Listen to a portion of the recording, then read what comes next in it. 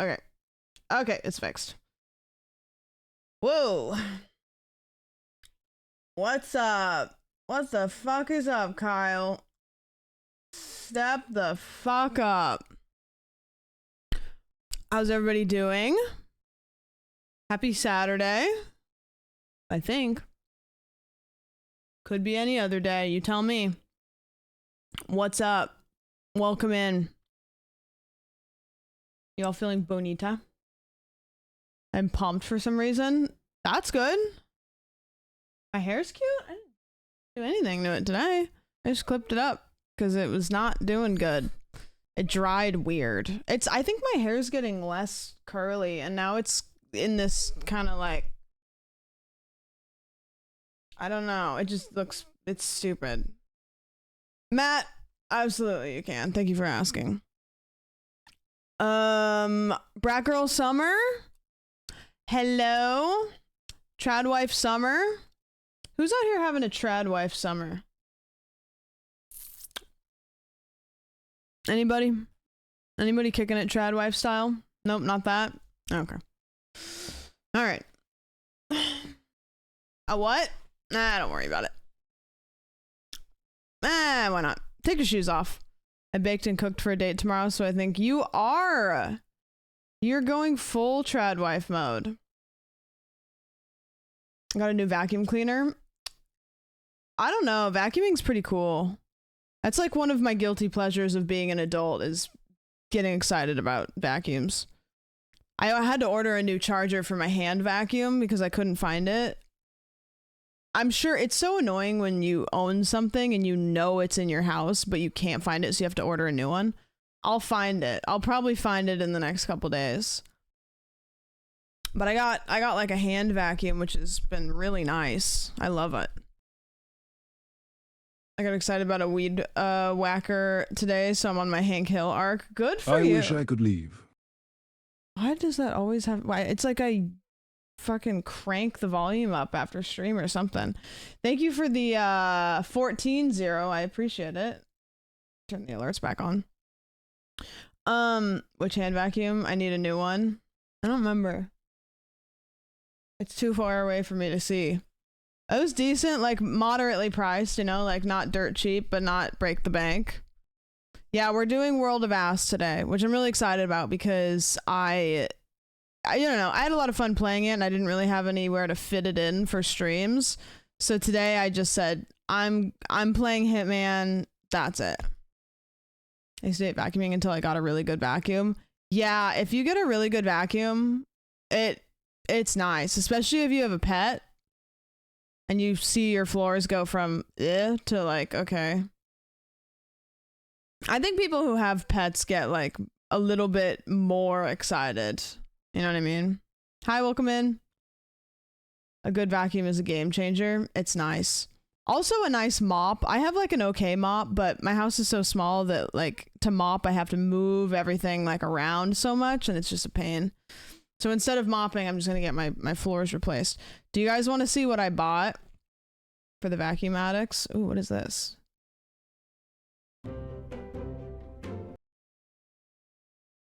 The fact that it came out in 2021 and it has 12 reviews. Play as a cleaning robot as you vacuum the variety of unique environments while listening to a relaxing soundtrack in this fun and casual simulator. Why do the graphics kind of look like they go hard a little bit, though? Hold on. Oh, I was going to wishlist it, but I have to sign in. That's not happening. I will take the robot's job. I love a good simulator game. Played a robot vacuum game. There's more than one. How fast can you get stuck on something? Speedrun? Dude, speedrunning the vacuum simulator would be actually... That's an idea. Is my eye okay? What's wrong with it? I have something in my eye. I got one that does liquids too. Yeah, I know somebody that has like a Roomba that does like vacuuming and also mopping. So it like goes around and vacuums and then it also like mops. I don't know. It's some like rich people shit. I should get one though, cause like it sucks to have to like vacuum this tiny little house, but I don't know. What was I gonna say? What's the tea? I have some tea. I got the shit sheet. The shit sheet it's got some stuff on it. We're talking about Hannah Nealman. Oh, yeah. If you haven't heard about her, she's the Ballerina Farms TikTok account that is kind of in the news right now for maybe a reason, but also maybe we're all just being parasocial. I don't really know. It makes me really sad, while also at the same time wondering if maybe she's fine.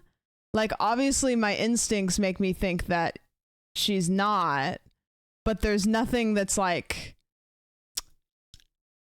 you know what I mean? You read it and you're like, okay, this girl is not doing good. Her interview doesn't sound like it. It really doesn't. No. It's actually terrible because it's right on that line of like, she could be like, hey, everybody, fuck off. And everybody would have to be like, okay. You know what I mean? Because it's like, all right, but we're all kind of like, hey, Basti. It's kind of like, you know, when your friend is dating somebody that sucks and they don't suck bad enough for you to like intervene, but they suck bad enough for you to be like, I think that this is a pretty bad choice for you. It's like that, but parasocially. Ace, thank you for the 43. Thank you for the 43. I will go over that, so don't worry about that. I'll give you guys the name when I go over it, so just let me cook. We're gonna talk about this thing on Twitter that I saw, and I haven't read it yet, and I'll just show it to you. We're gonna talk about the strikes. The SAG strikes on video games a little bit, and then just like two other like little 5-second things. So we got some stuff, and then we'll play World of Ass. Shayna, thank you so much for the 3. I appreciate that. Thank you guys for the resubs. It's real nice. And that's it. That's what we got today. We have a full tea agenda, and I love it. It may take us 5 seconds. It may take us 3 hours. Who's to say? Couldn't be me. But yeah, and I was gonna start earlier. It's so weird. I woke up this morning. I had a little bit of stuff to do. Like, I prepped stream. I did some little things, and then I was like, you know, I don't really have anything to do today. Like, maybe I'll just start stream early. And so I was like, maybe I'll start stream at 6:30. And so it got around, and I was like, I think I can start at 7. You know, like, I'll wait. I'll start at 7. My hair's drying. And then it was like the second that I decided what time I was going to stream, I just got the biggest PMS headache in my life. And I just went and took a couple ibuprofen and went and laid in bed. I was like, no. It was like the second I posted in a notification board, my brain was like, no, we're gonna do this. So I have a little bit of a headache, so I'm trying to not like raise my voice too much, but we're fine. The ibuprofen helped. I should go get some Excedrin because the Excedrin works better for me personally. But yeah, what's up with you guys? How was your day? Tell me about your day. What'd you guys do today? Anything swell and neat and cool? Yeah, the second SAG-AFTRA has hit video games. The Marvel news is big. Okay, I do not keep up with Marvel news at all, so I don't know anything about it. I saw a picture of Iron Man doing this, and they said that he was going to play another character, which I'm confused because doesn't he already play a character in Marvel? A churro tube. Big. I ordered a dress online and it came, and I tried it on and it fit. Dude, ordering clothes online is just a fucking shit show. I won't do it. I'll order shirts, but not ones that are like tight. I'll pretty much only order shirts that are like looser. Never pants. My ass is never ordering pants online. Are you kidding me? No. I can't even barely find pants like in person that I like. Yeah, dress I feel like could be good because I don't know. I feel like maybe there's a little bit more like wiggle room there, but also still it's scary. Well, Neff is covering the RDJ news, I think. Okay, I won't talk about it then. One streamer per topic. I order jeans online. That's actually pretty swell. You're lucky. I hopped on Once Human for an hour and then 5 more hours passed. Is that game good? Because I know people are like either really into it or like I haven't heard anything about it at all. It looks like it's hitting charts, but I don't think I've heard anybody rave about it. As a plus size person, I prefer ordering online since I know how to measure myself, costuming, and I look for sites.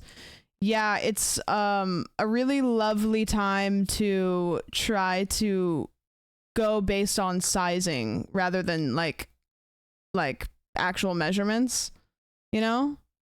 Like my ass wears probably 16 different sizes of pants depending on who you ask. The 10 bomb. I'm gonna give her another one of these. Hey. Okay.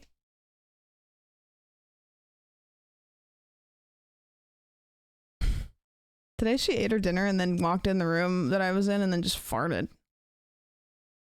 Like you couldn't have like is that your thank you or something? Like were you just like saying thank you that way? It's just like what the hell? I gave her like a big old like bone with peanut butter in it. It's fucked. I found one pair of jeans and a shirt that fit me perfect, then checked the measurements, and now I order everything like that, so most of the time it's great. I don't think I've measured myself with a tape measure recently because I haven't ordered anything, but I probably should. Just so like I could probably find better fitting clothes online if I measured. Yeah, it's burping is complimenting to the chef. Exactly. We should do that more. We should bring back burping. I heard that people are getting really pissed off about France because they opened the Olympics with a drag show, and people are all of a sudden deciding that they're going to be really upset at France about that. I know, I said the F word too. Their opening ceremony was incredible. I have gained a bit of respect for France, actually. I'm coming around to it because they said, yeah, we don't really care if we're gonna like piss like conservative people off. We're just gonna do things and deal with it. Like they had like the 4th horseman of the apocalypse. Like they were basically like, it was a little dark, and then they also had like drag, and so a lot of Christians are very upset. God forbid that we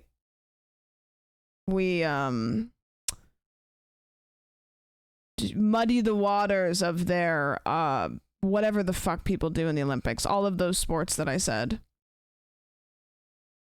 I'm so Olympics pilled. I was gonna watch it last night because I was up really, really late. And so I almost turned it on, but I was like trying to sleep, so I didn't want to do that. But it looks like it's kind of popping off a little bit. It would be so cool if I could live stream it. Can you imagine how cool it would be if streamers could restream the Olympics? That would be really fucking cool. Like I would just actually do like an around the clock Olympics stream. Monster, thank you for the 6. I love the Olympics. I haven't watched any of it. I want to. I have a Peacock membership. I just haven't. I saw that Ethan was watching it. He was watching the gymnastics because he used to do gymnastics, and instead of restreaming it, he had his YouTube play button up, and he was playing the reflection of it to his stream. Why can't you stream it? DMCA. You pretty much have to like pay for any kind of service to watch it. So it's big. Like the Olympics is like, you have to be really careful even playing clips of the Olympics because they'll snipe you. Like there's certain things like the Emmys, like all of the award shows, and then the Olympics, like too long of a clip, you're toast. They really go for you. One company has the broadcast rights in the US. Yeah, dude, I feel like because it's such a world event, it should be like a human right to watch the Olympics. You know, like maybe we would be like closer as a culture if we could all watch it. They snipe Fortnite streamers in Australia for having the rings in their thumbnails. Really? Brutal. Brody, did you hear about the Australian guy who injured his finger, and then they were like, you have to either skip the Olympics or we have to amputate the rest of your finger, and he said fuck it and just cut off the rest of his finger so that he could go to the Olympics. Absolutely unhinged. Chameleon, thank you for the 5. I know. Bro, no one's gonna remember you.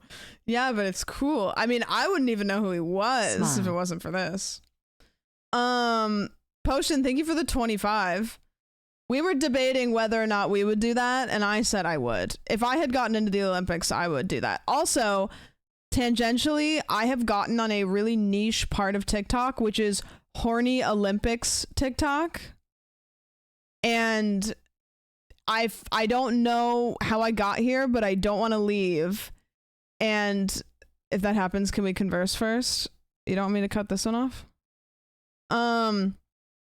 The Olympics, the Olympians are so horned up. Like, they're all talking about how they like get, because they live in this villa, right? And they like they get Tinder. They set their Tinder like ratio to like a mile. Have you guys heard about the cardboard beds? One of the girls was showing the cardboard beds. So apparently, when the Olympians all get together, they're all like horny for whatever reason. I don't know. Maybe they're just like fit and they're all like together. And so they put them in these cardboard bed frames. Like the bed frames are made of cardboard because then it won't withstand 2 people and they won't all just like have sex with each other. Binary, thank you for the brand new sub. Let me see if I can find the TikTok that I saw. Coming helps them get the win. What if it helps them lose? Like, what if they need to like, you know what I mean? Like, save it. Cardboard beds Olympics. So basically TwitchCon. They should do cardboard beds at TwitchCon. Yeah, here's the one that I saw.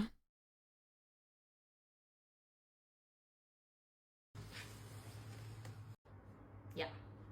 Are the beds really cardboard? And they are. Now, I have a theory that this maybe isn't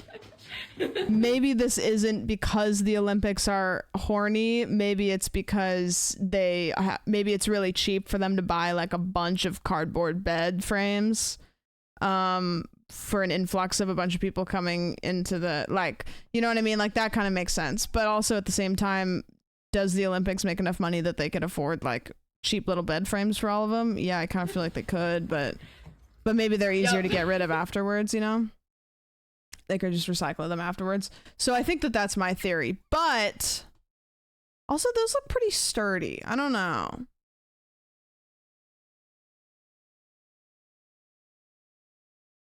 They absolutely could, but the Olympics Corporation is evil. Yeah, they're spending more money on 4 horsemen. Let's see, can I even find a clip of this? You can't even find clips of this shit on like YouTube. 4 horsemen Olympics. Did you guys see the Les Mis thingy? That was pretty metal. Yeah, you like you literally can't find anything. It's crazy. Like if I go to like YouTube and I try to find clips of shit, no. I can probably find that though, yeah. You know, surprisingly, Twitter is goated for Les Mis Olympics. Help! Somebody find a clip for me. Because I'm gonna have to go to TikTok. Les Mis opening. Headless. I could type in headless Olympics. Yeah. I probably found it. Marie Antoinette. This is what I found. Let's see if this is it. Maria Antonietta.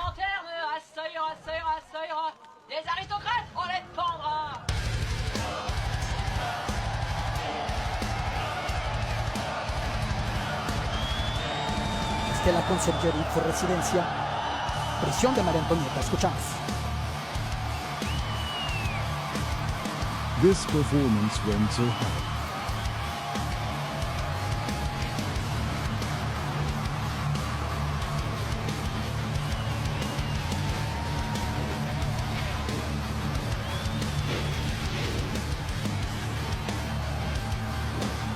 That's so metal.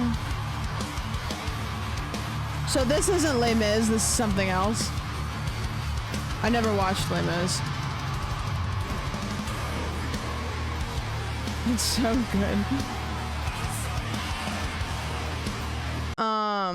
So you know what? I'll give it to the French. I'm not happy to do it, but I'll give it to them.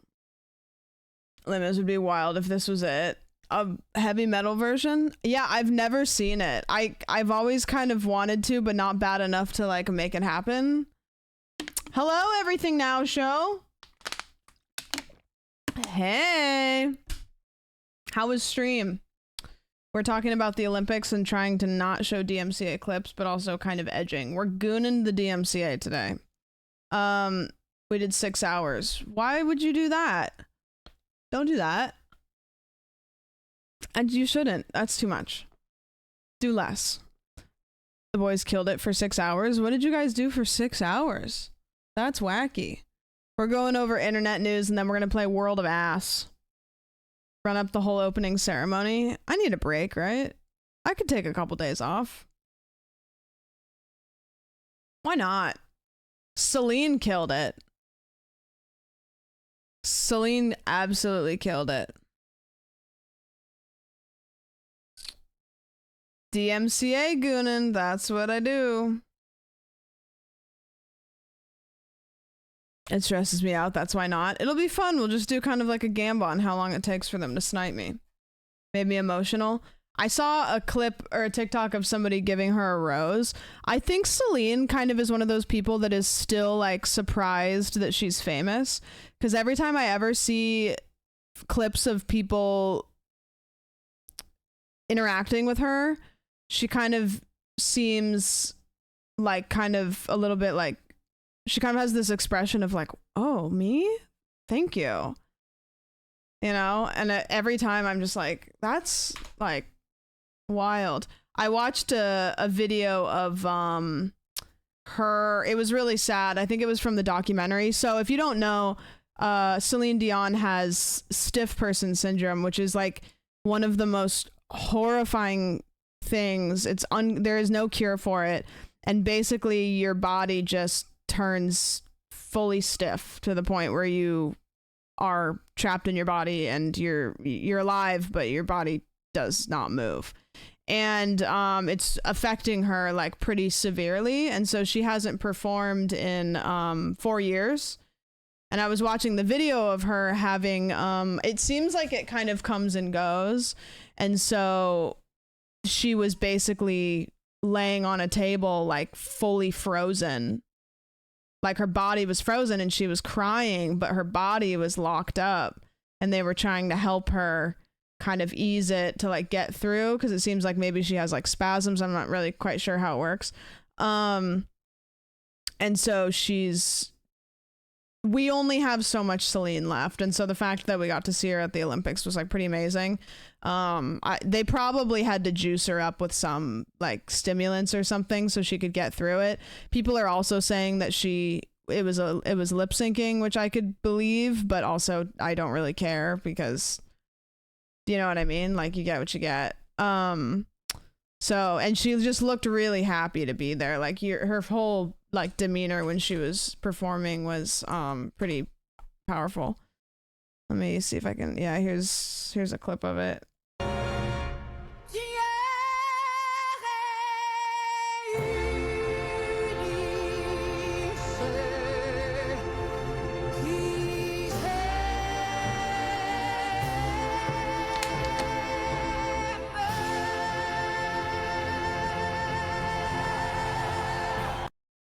which I didn't know this, but apparently she performed in the 90s or the 80s. Yeah, here's the clip of her getting the rose. And she's just like, oh my gosh, thank you. Like, she acts like nobody's ever given her a rose before, and it's so sweet. You know what I mean? Like, imagine you give Celine Dion a rose and she's just like, ugh. Pretty sure everyone was lip syncing. The sound was too nutty. Yeah, I hate when people dog on people for lip syncing, because it's like, they can sing, that's why they're there, but it will be a better experience for everybody if they don't sing live. Yeah. Yeah, she seems like a gem. There's another clip here that I haven't watched, but I just saw it. I'm gonna go back on stage, even if I have to crawl, even if I have to talk with my hands.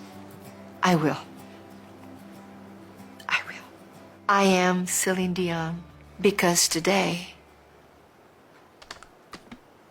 my voice will be heard for the first time. Not just because I have to or because I need to, it's because I want to. And I miss it. It makes me want to cry. Where's she from? This is stupid. I don't even really think I've seen too many like clips of her talking. She has an accent a little bit, or am I stupid? She's from Canada. Oh, okay. So she speaks French. She's French. Oh, okay. I always kind of forget that Canada's like French. I don't know why. I forget about it. Yeah, so that was cool to watch. And then I couldn't find the clip, but there was like this whole like drag performance that was cool, and you know what I mean? We don't pay attention to the corner of Canada. I don't really, it's so funny because like, maybe I'm alone in this, but as an American, I kind of like don't really think like Canada is not really like, I don't think about Canada a whole lot. I don't know a lot about Canada. In the US, at least the school I went to, we don't learn like Canadian history. We learn like American history. We learn a little bit about Mexico. And then we learn a lot about like these other countries that are like really far away, but like I don't remember hearing anything about Canada, which is weird because I was in Oregon, which is like right there. You know what I mean? Canada is right above Maine, so they come here for the summer a lot, and they are very, very French most of the time. Do they say sorry a lot? They apologize. Sorry. All my info of Canada is from Letterkenny. True. I have not seen Letterkenny, but we had one of the actors from Letterkenny in here chatting the other day, and I actually didn't know that. I found out after the fact, but one of the guys from Letterkenny is a sandwich viewer, turns out. Who knew?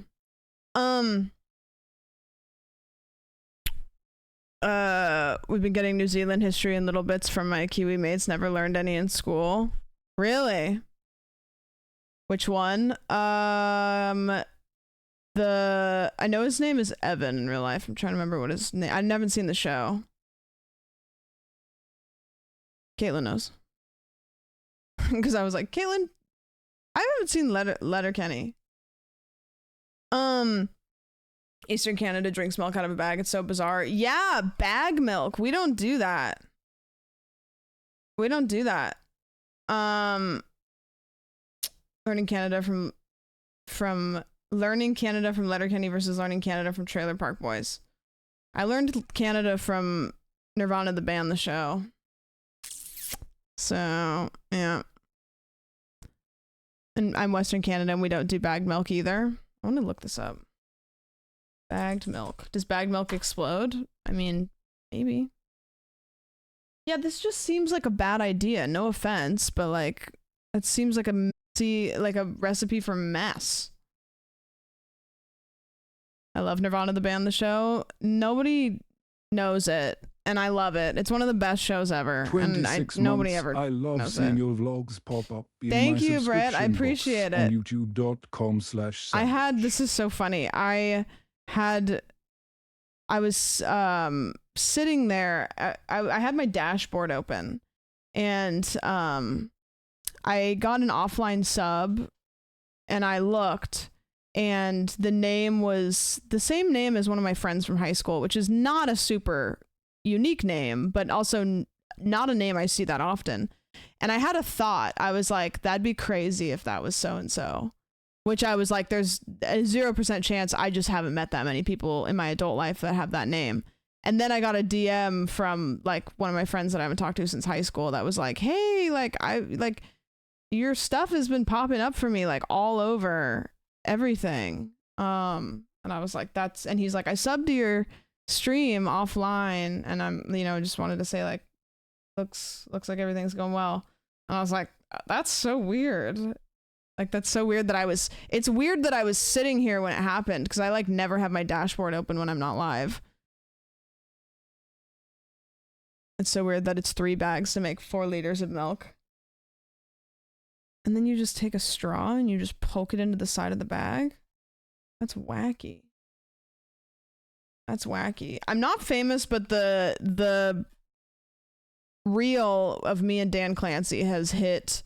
I sit there and I watch it every single day, and it is getting weird likes from random like Instagram accounts that I'll be like, whoa.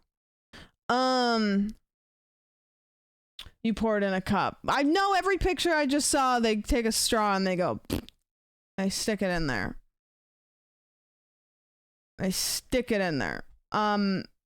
Okay. I want to go over some internet news. Funny dumb tweet. What do you got for me?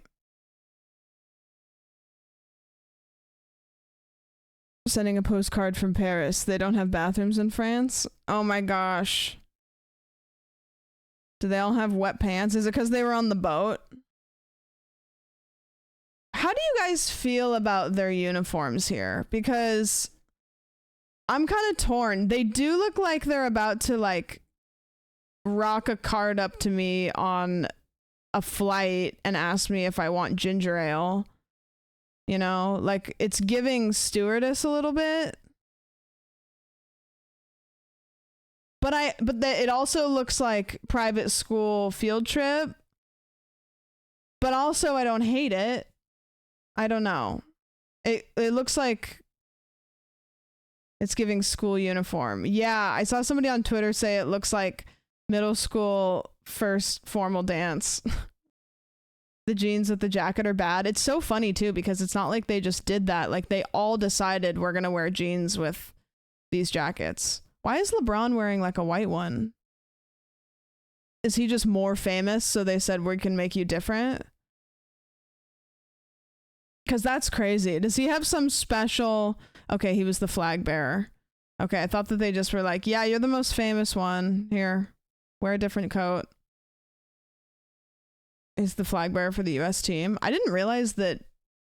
So, this is stupid. Is this just a combination of like all of the best NBA players that they've put onto one Olympic team? Is this just like the mega team? Mostly? Okay. And then the rules that they do for basketball, are they the same that we do in the NBA? Are they a little bit different? The dream team. What do you think the net worth of this photo is?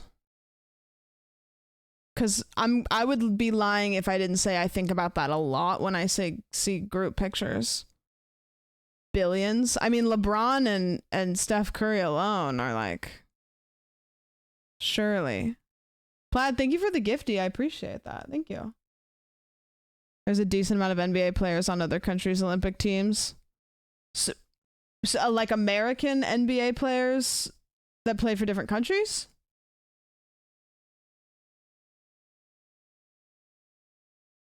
LeBron is a billionaire. LeBron is incredibly rich. No. Yes. They're foreign NBA players. I think I don't know anything about sports.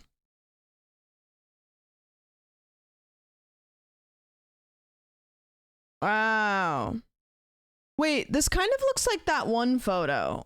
What's that one photo, the like historical one where they're in a boat and they have a flag? Are they trying to do that? Was that intentional? Do you know what I'm talking about? Crossing the Delaware. Is it supposed to look like that? Are they trying to do that?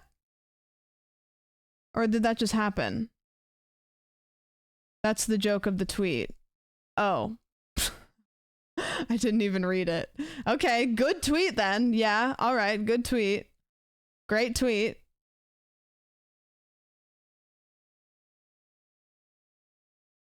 Yeah. Yep. Interesting. I will say that, like, my patriotism is just kind of lukewarm majority of the time. The Olympics turn on and I am K-coned the fuck up. I am all of a sudden so excited to root for the USA. It's, you know what I mean? All of a sudden.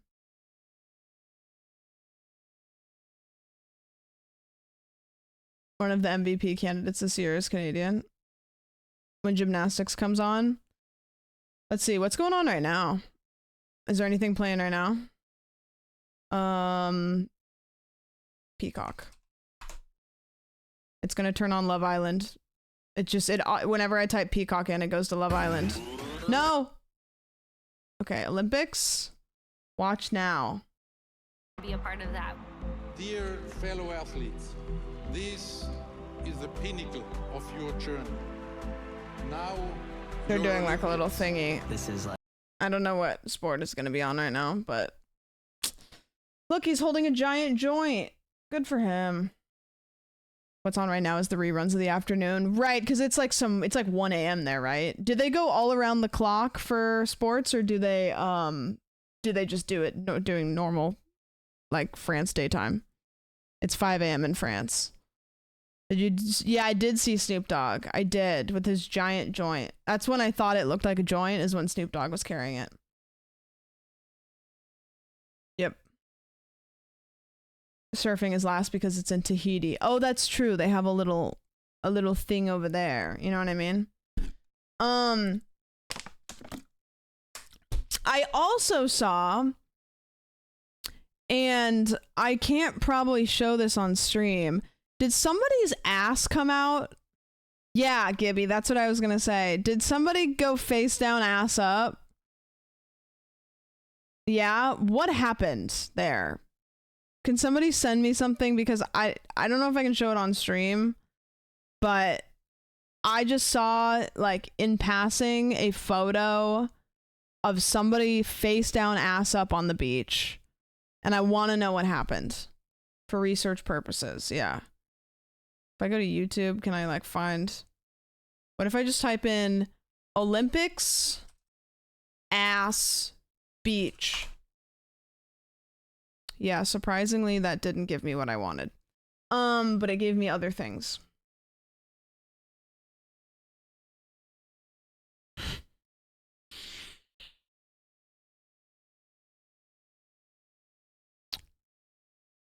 This is one of the funniest photos. Imagine making it to the surfing Olympics only to get fucked up by a wave and end up face down, ass up on TV. That's crazy. That is a crazy image. That should not be as funny as it is. It should not be as funny as it is. That's crazy that they were wearing something that had the availability for their ass to be out. You know, like, you would think their outfits would be fully proofed of having any wardrobe malfunctions. I think that we need to collect all the Olympic memes and do a tier list at the end of the Olympics. Oh, wow. That's really powerful. That is really powerful. Which, I mean, haven't seen too many crazy ones yet, but Nick, thank you for the 2. I appreciate that. Short for somebody. It's a great idea. I have some good ideas sometimes. All right, so here's the news. today's daily Doomscroll. TM. I don't think you can top that one. That one's pretty good, yeah. Yeah. I think that one's pretty good. Didn't you mention you drew new badges? I like drew most of them. I just haven't like drawn all of them. Whoa! Okay. Chill.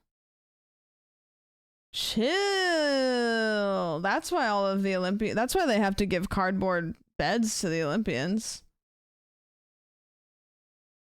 Because they're practicing. There's a reason they call sailors seamen.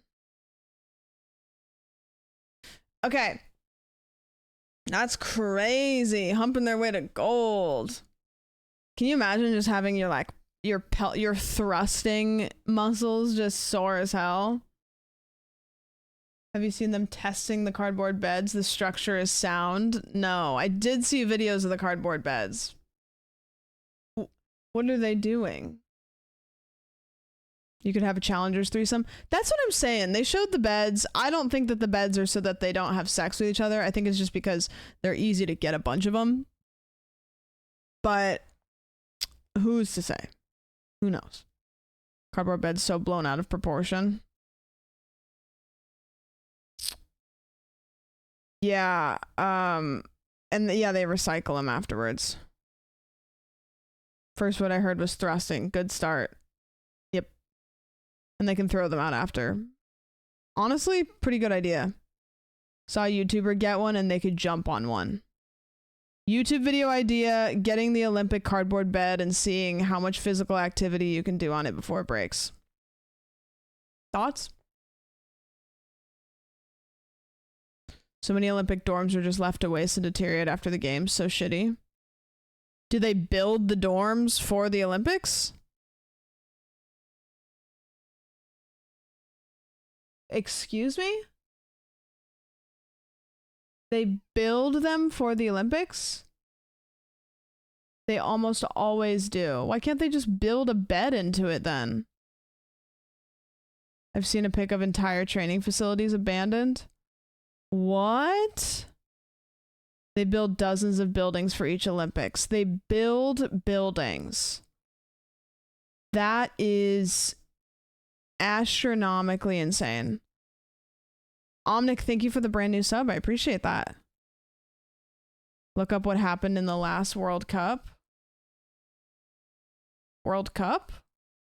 They have 4 years to do it. Building for the Olympics. Let me just see if there's something on this. It's okay, YouTube. Take your time. Don't worry about it. How Paris pulled off one of the cheapest Olympics.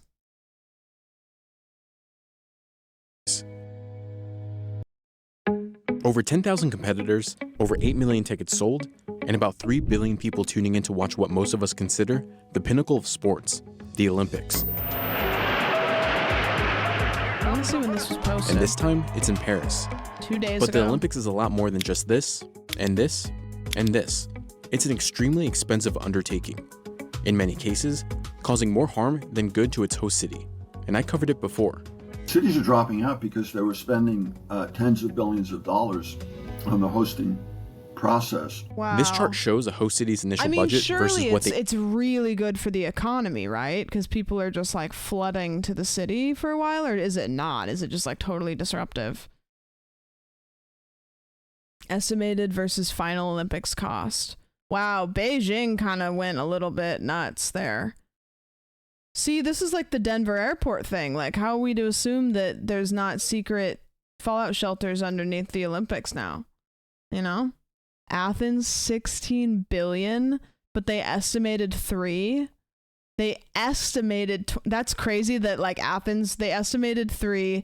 They ended up doing 16, so Beijing was like, okay, this shit's getting real. Let's do 20. Oh, just kidding, 45. And then London was like, nah, we're fine. They ended up spending. They're quite different. Like wow, this. That's really or this, different. Or this. the London 2012 Olympics ended up being nearly 4 times more than what they initially set out to spend.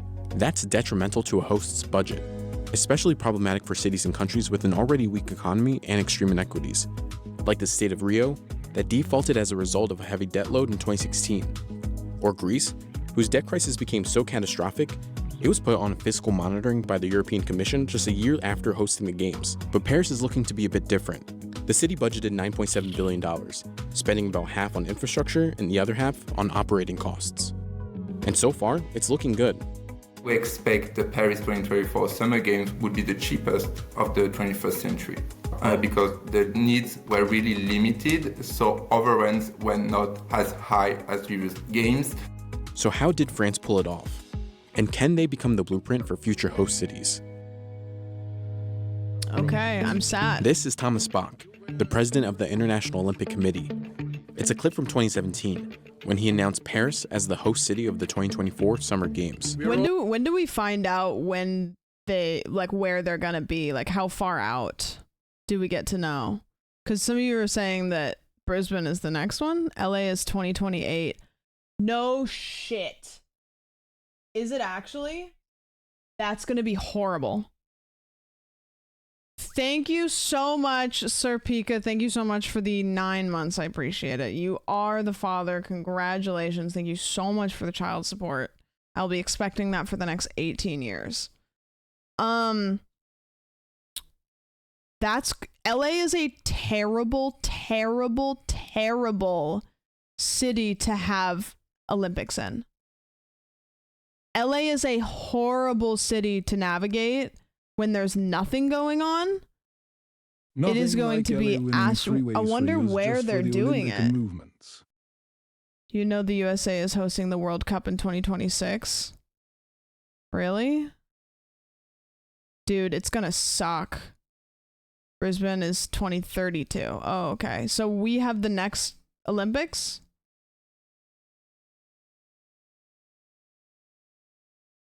They've already planned Salt Lake City will be 2034. Yeah, I guess for summer. Whoa, that will be kind of cool though, but also it'll be terrible. I don't know. I'm going to level with you. I don't really know if I'll be in LA in 4 years. I hope that I'm not. My thing is if I ever get to a point where I can afford to fly to LA as much as I want, I don't want to live here. Where do you want to go? I don't know. I love being in LA. I don't love living in LA. So if I can like afford to fly here often, what's your least favorite part about LA? I just don't think it's a pretty or cute city.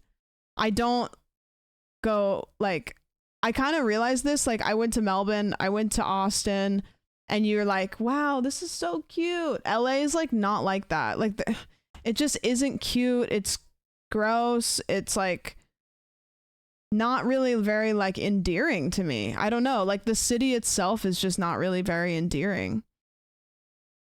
I love my friends here and I love like that it's good for my job, but I don't love anything about the city of LA at all.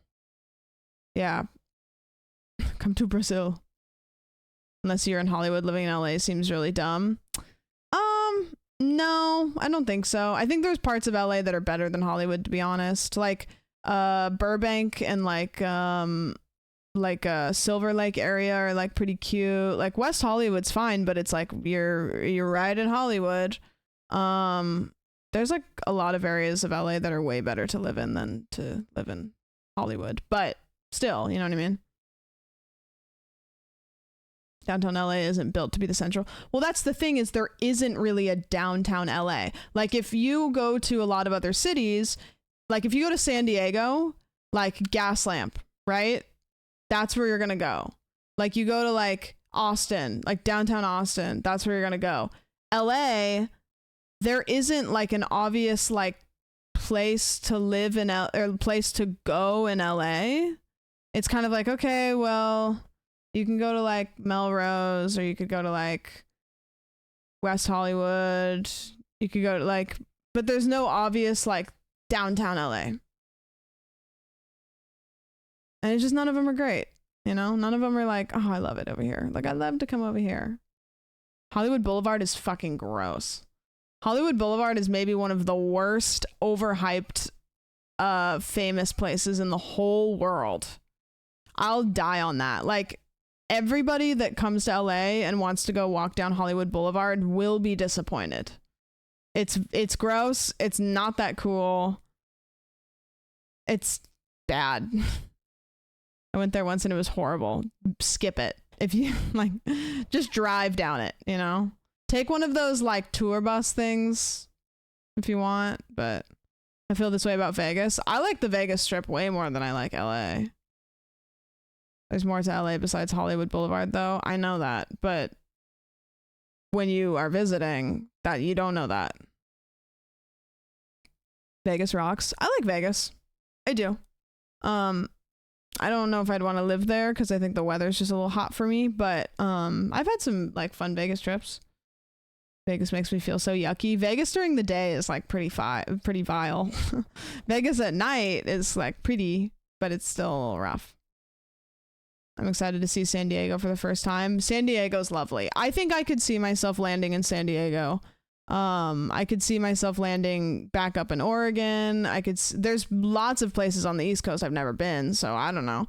I'm really like kind of like a free agent at this point because I like living in LA right now because it's good for my job and I'm going to like, you know, live here for a couple more years for sure, but I don't want to live here for the rest of my life. I don't. This is not like end game for me by any means. Yeah. All therefore delighted to see that your plans include a record number of existing Do you think and I can go to the temporary Olympics? venues. The key here is the record number of existing and temporary venues. Paris's initial budget was You set know to what's going to 6.9. be insufferable? The like influencer scene around the Olympics in 2028 or whenever you guys said it was going to be. It's going to be just like weird. $97 billion. When it officially won in 2017, it revised its budget to $8.1 billion. The city ended up with $9.7 billion, still well below the past 5 Olympics. Olympic budgets are split into 2 parts: operating costs and infrastructure costs. Operating costs are typically the more manageable of the two. It's essentially the necessary cost to get the games up and running, like security, transportation, medical services, customs, immigration, and more. Paris was already strong in many of those areas. The IOC set an operating budget of $4.8 billion as a result. Los Angeles Infrastructure does look like costs a have always backlot. been a bit of a thorn in the side of host cities in the past. Prior cities have overspent by billions of dollars on construction of new venues. Who pays for the Olympics? Like, is this money coming from rich people? Like, the host countries pay for it. So do people want to host then? Oh, taxpayers. Okay, so I'm paying for it. My bitch ass better get a ticket then. If I'm paying for the Olympics, if my ass does not get to go, please. Olympic villages and building new or expanding existing public infrastructure for the games. To get all of that construction done before the opening ceremony starts, it becomes an expensive race against time. In Paris's case, construction costs were manageable at $4.9 billion. 95% of the venues were already in place, only 3 were built. There is the Olympics Village, that is the largest project for the game. And you have a new swimming pool in Saint-Denis. I think it's a bit less than 200 million. And then you have a new sport facility within the city limit of Paris. The Olympics Village will be turned into housing and student accommodation. They expect to have 2,800 units after the game, so that will be a huge boost for the local areas. You may be wondering who pays for all of this. It's generally split into private and public funding. It's when the weight of public funding becomes too heavy that a host fails, like in Rio and Athens cases. For Paris and France's case, it hasn't been so, at least for now. That's because 96% of the total operating budget is funded by things like ticket sales and TV and marketing deals. Jesus Christ. Paris won its bid in 2017, amid a time of immense turmoil for the IOC. Up until then, Every Olympics since the 1960s had run over its budget by an average of 172%. Rio is perhaps the most eye-popping example, at 352% over budget. A problematic subway line that was supposed to connect fans to the Olympic venues cost the city about $3 billion. It was overbilled by 25%. The renovation project of a neighborhood cost $4.2 billion, and neither were on time. Brazil hosted the games as it went into its deepest recession in nearly a century. Jeez. The same reason why it didn't make sense to build them before the Olympics is the reason why after the Olympics they're underutilized or unused. And what are they doing? They're, well, first of all, they cost hundreds of millions of dollars to build. Secondly, they cost tens of millions of dollars to maintain over time. These so-called white elephants. I feel like every time they are do an ongoing problem. Every time they do the Olympics, they give the planning to the same person who like just downloaded SimCity, and they do it the same way that I would run like my Zoo Tycoon, which is just not knowing how to budget and then being confused why everything is going down the shitter. Yeah, it's like somebody told them they were in sandbox mode, but they weren't. For host cities. As we saw earlier, a big part of the pair's bid was its The record number of existing and temporary venues. While Paris hasn't avoided the usual overspending, it's a fraction of what other cities deviated from their original budget. The message of the government has always been this will be cheap games, the cheapest in recent history, and they will not burden our public deficit or our debt and will benefit everyone. If you compare the size of the budget to French GDP, it's only 0.3%, so that's rather limited, and it's much lower than, let's say, Athens in 2004 that represented a larger share of Greek GDP.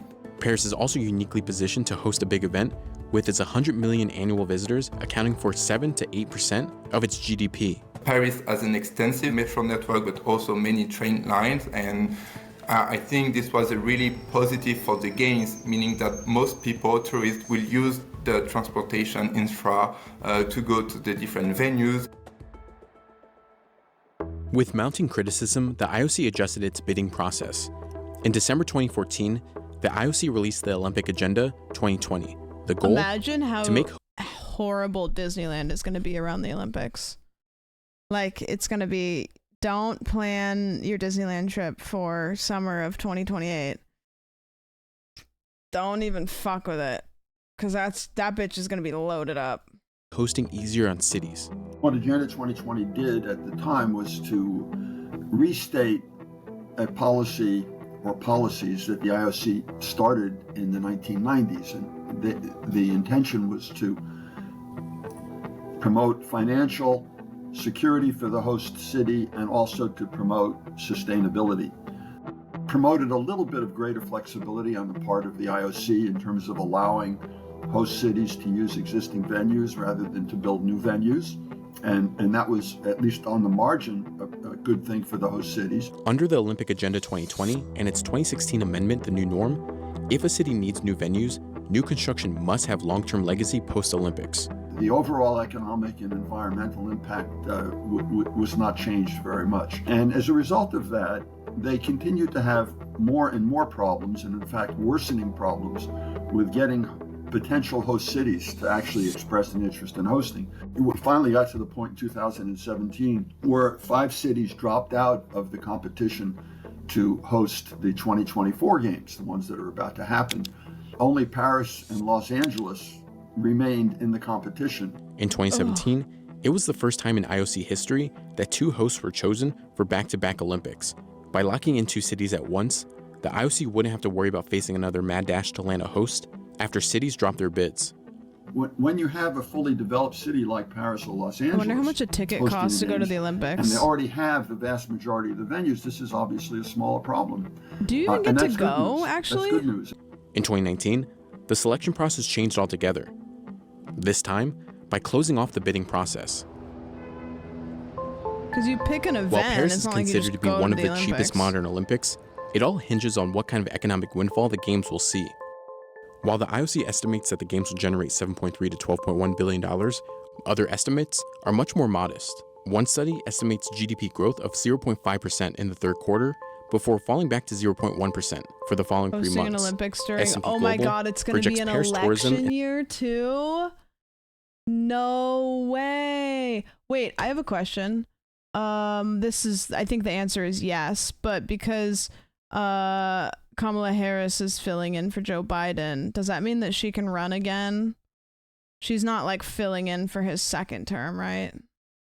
Or she can run again? Okay, this is kind of a stupid question, but and spending related to Olympic activity will grow tax income by 5%. Another stupid question. If Trump loses, can he run again because he didn't get elected, or do you just get to run twice, basically?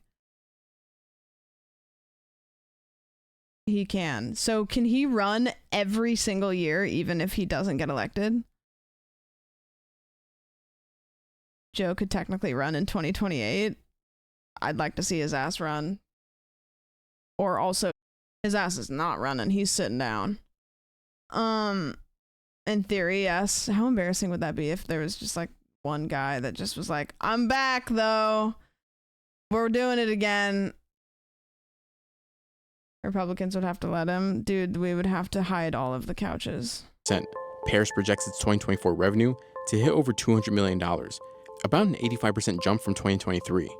But being a major tourism hub and holding the world's biggest sporting event may have some adverse side effects, like increased pressure on Paris's already busy metro lines, tourism not being high as expected, or security costs becoming increasingly more expensive as the games progress. The main pain point would be the transportation network, because many people would go at the same place at the same time for the different competition, and this could add a pressure to the network that is already saturated. The transportation authorities said they will add extra capacity on metro lines and train lines, but maybe this won't be sufficient to absorb higher ridership. So we could see network disruptions from time to time. I think this is expected. Air France estimates a loss of about $200 million from June to August as traffic to and from Paris lags behind other major European cities due to the Olympics, and some tourists are avoiding the city altogether. But economists like Zimbalist believes the biggest risk to Paris's cheap budget is security. They say that the security costs in the budget are approximately $340 million. I don't think that number is realistic. They have already admitted to having more than 50,000 security personnel who will be working the public games. transportation but beyond in LA direct is personnel costs, we know that there are a lot of other costs. You're engaging heavy military equipment for the games. You're buying equipment to contest any drones that are being used by terrorists or other people. You're doing all sorts of things that go way beyond the security costs. And previous Olympic Games have been known to spend over $1 billion, up to $2 billion in security. So they're giving us a number of $350 million. And it's just not a realistic statement of what the security costs are. The Olympics have their host cities locked up until 2034. So far, each city's plan will get an insight into whether or not the new guidelines are sustainable. Paris and LA will follow similar blueprints with little to no building needed. Brisbane in 2032 will test how flexible the IOC's new recommendations truly are. Brisbane will have 11 new venues, with about half being permanent. Since the Olympic Agenda 2020 and the new norm plans were enacted, the bidding process might be more challenging for potential host cities trying to win the 2036 Games and beyond. Previous hosts used the Olympics to put their emerging cities on the world stage, showcasing large-scale infrastructure projects in the hopes of attracting tourism and commercial business. With decades of overspending from both emerging and established cities, the IOC may avoid picking a city that may need a lot of new infrastructure to host. And now that the bidding and selection process is done behind closed doors, bidders won't know who they're up against or even if their bids were seriously considered. Zimbalist believes that the solution for hosting the Olympics may not depend solely on whether or not a host city has the existing infrastructure or the capital to spend on large-scale projects. The real solution, he says, is one central location for the Olympics. So I think the logical longer-term solution is to have one permanent host for the Winter Games and the Summer Games. So we don't have to rebuild it every time. Yeah, and the city would have Antarctica more and more experience to be able to handle all of the very, very complicated operational and security issues that surround the Olympics. Now, that's not an easy thing to do overnight politically, but I think it's important to start discussing that. And maybe initially you have 2 or 3 cities that are in a rotation. That's the direction in which I think this whole process should be moving. I mean, just keep it in Paris. It seems like they did all right. Better than everybody else. I don't know. Build a central temperate city to host. Yeah, and then build the city around it. I don't know. Fuck, put it in Ohio. Just do the fucking Olympics in Ohio. What else is going on out there? They've got plenty. What are you going to do? Like, accidentally dig up a cornfield? All right, great. Throw it in Ohio. Put it out there. I don't know. Do you guys want to see what I bought? Many of you will recognize these. I made a purchase. I thought that these were going to be wildly more expensive than they were, but they weren't. Do you guys remember the mics that Julian was using when me and him did the pickleball stream? I asked him what they were, and he told me they're these. They're not DJI. They're Hollyland mics.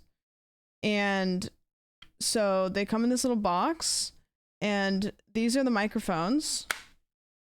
They're this small, so there's a magnet on the back, and so I can do this, and that's the mic. It sounds just as good as the Rode mics, in my opinion, the ones that I have that are really fucking heavy. And there's a transmitter that I can plug into my computer, or this is the best part. This was the selling point. They were $150 for this whole thing. Just, I thought they were going to be like $300. So there's these that come with it. These 2 adapters. So for example, if I wanted to use them with my phone, I'd take this and I go like this.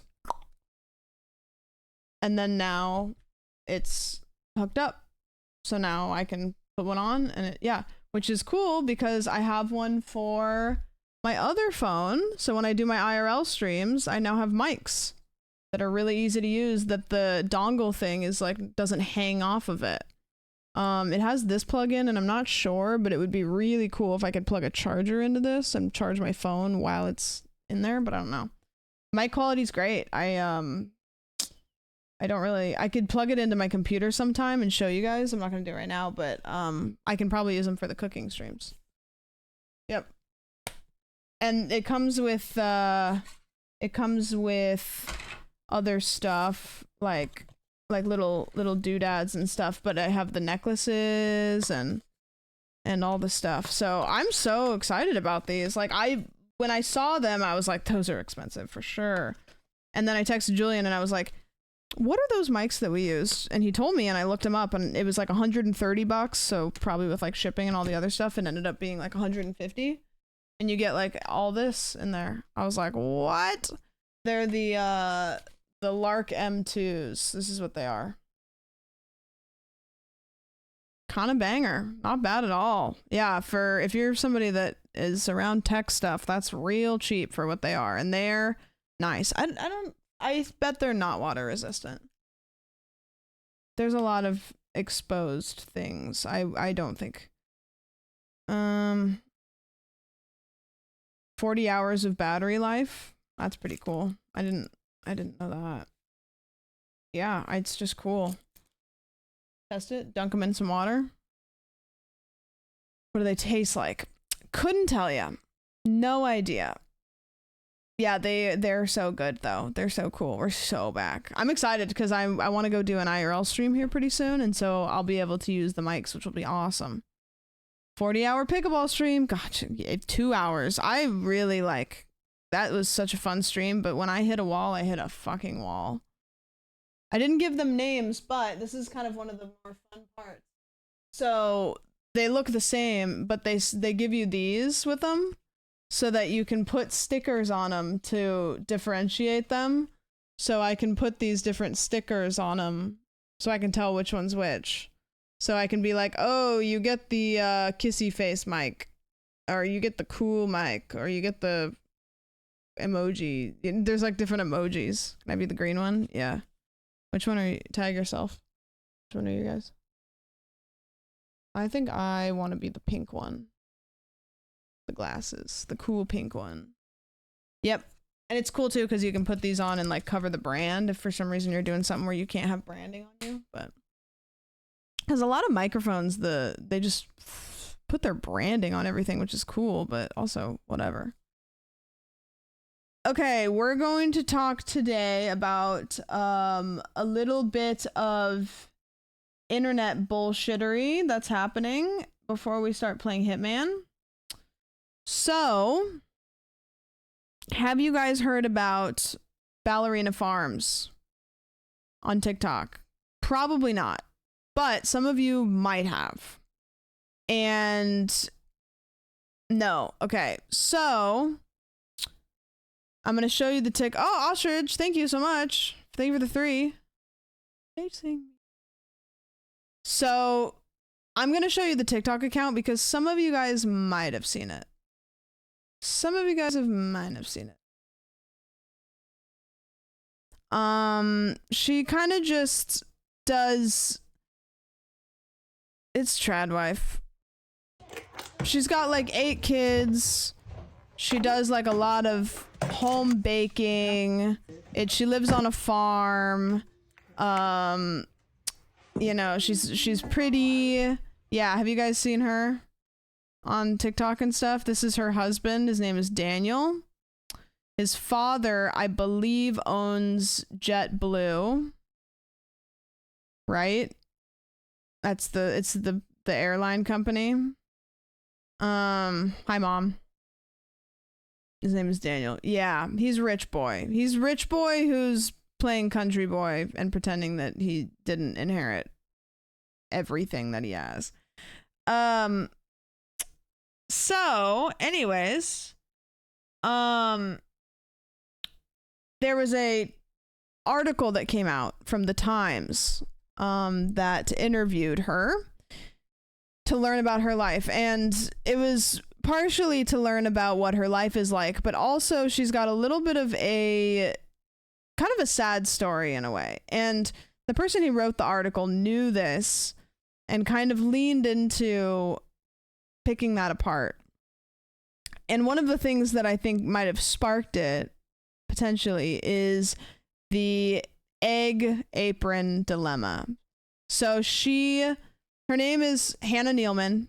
She's married to Daniel Nealman. They live in Utah. She met him when she was going to Juilliard in New York, and she was training to be a ballerina.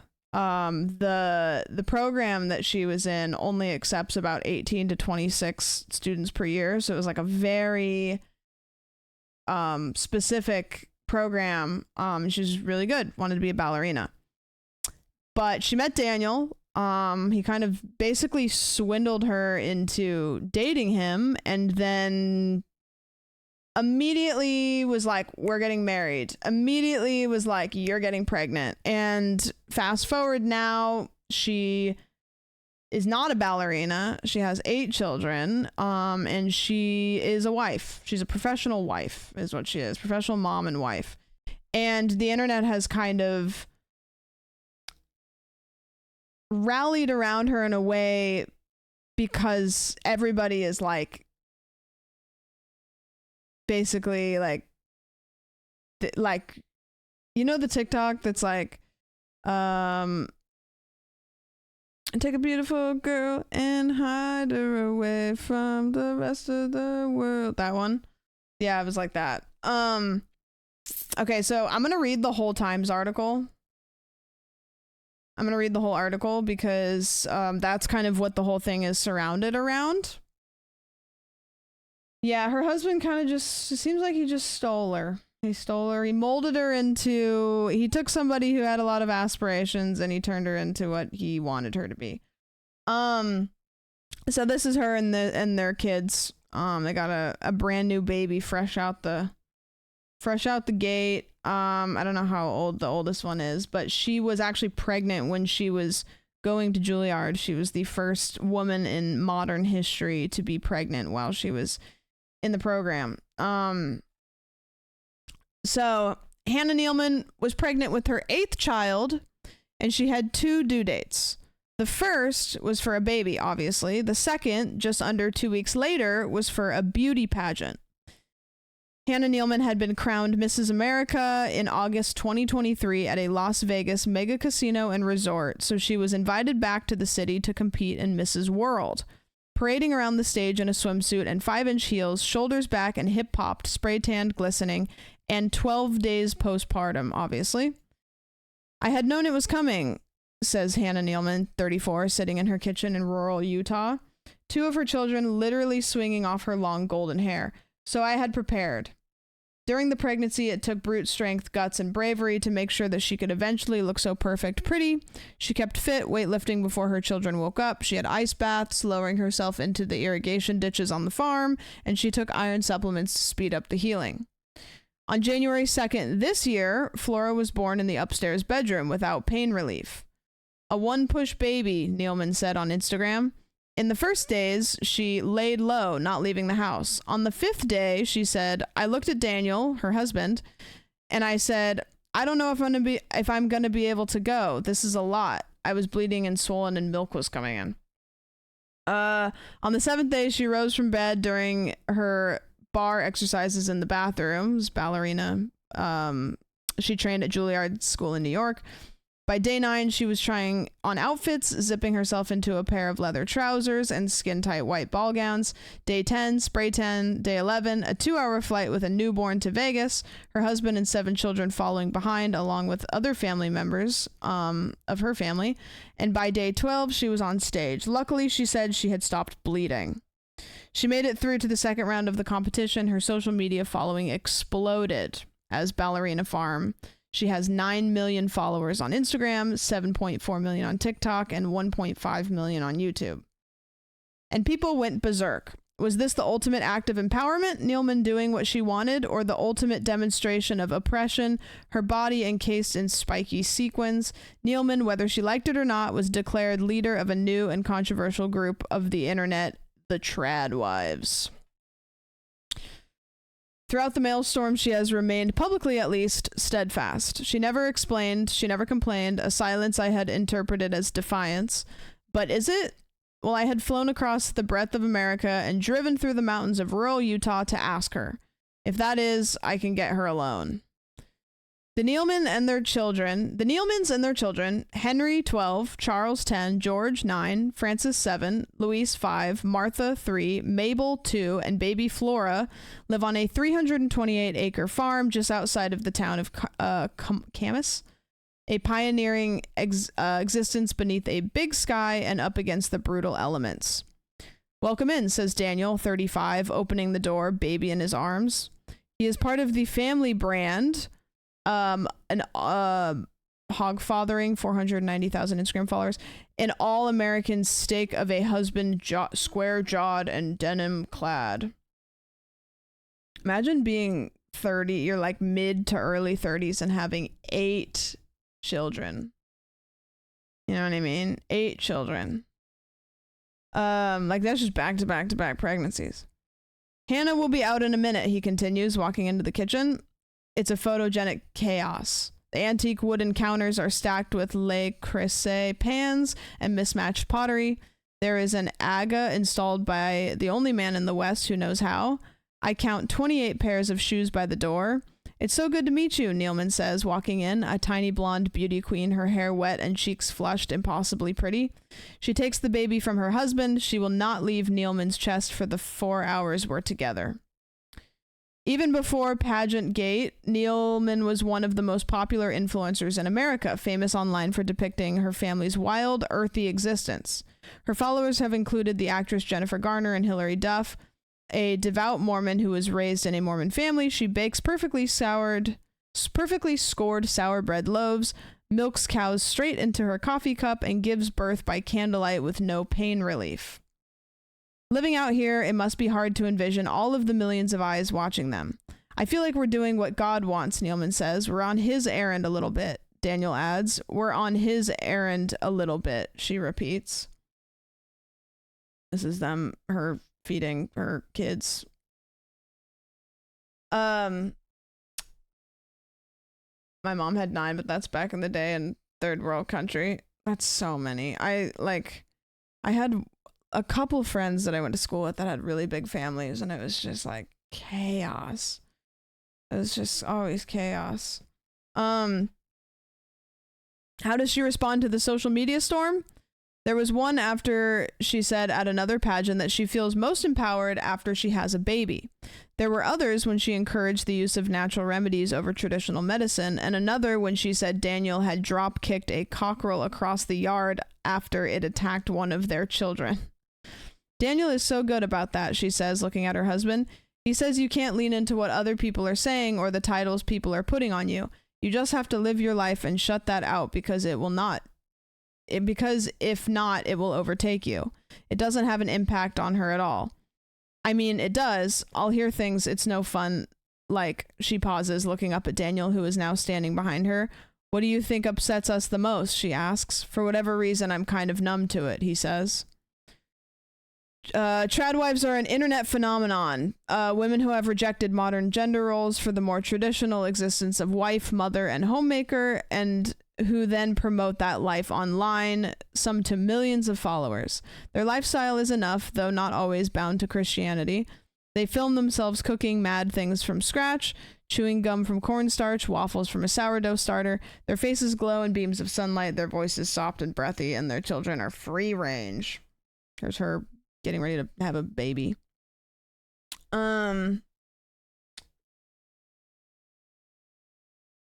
kicked a dog. No, I think it's a bird. The journalist said he hoped he could get her alone. Meanwhile, husband standing right behind her. Yeah, it's interesting. Like, obviously, it's written. It's not like a video, but it does kind of seem like Daniel walks away for a sec, and then she says things, and then he comes back in, and she kind of like defaults to like asking him how she feels. You know. In order to explain tradwives and their popularity, we need to look back 15 years or so when the fourth wave of feminism was breaking. This was a girl boss era when women were told to be bolder in the workplace, to lean in further, to break glass ceilings. The poster woman for the movement at the time was the Facebook boss Sheryl Sandberg. I don't know who that is. But as the years went on, women realized they'd been sold a lie. This individualistic feminism didn't resolve anything unless they were a millionaire. For normal working mothers, the girl boss era achieved virtually nothing. After years of silence, there also began a very public purging, women talking about how mind-numbing weaning is, about the isolation of maternity leave, the challenges of everyday life with irrational toddlers. Paradoxically, this made it harder for women to be honest about any of motherhood's joys. Those who succeeded were seen as smug or saboteurs. It's wild to think you can be those tradwife content creators. They're often rich and can afford these kinds of life that the majority of us can't. Yeah. Yeah. And so as a reaction to both the girl bosses and the frazzled mothers, along came a group of women who didn't seem to care about any of that. They advocated for a life that rejected the drive for money, public power, and success, and elevated gentle domesticity and hands-on motherhood to an almost divine state. Enter the tradwives. One of the most influential tradwives is Nara Smith, a 22-year-old Mormon model, 4 million Instagram followers, who talks in a voice so soft she sounds as though she had been brainwashed by a cult and is constantly pregnant and draining something fermented through muslin. Keep up your beauty, says SDC Williams, who gives off more of a submissive 50s housewife vibe. You and your husband will benefit. As her doing milk stuff. Milking.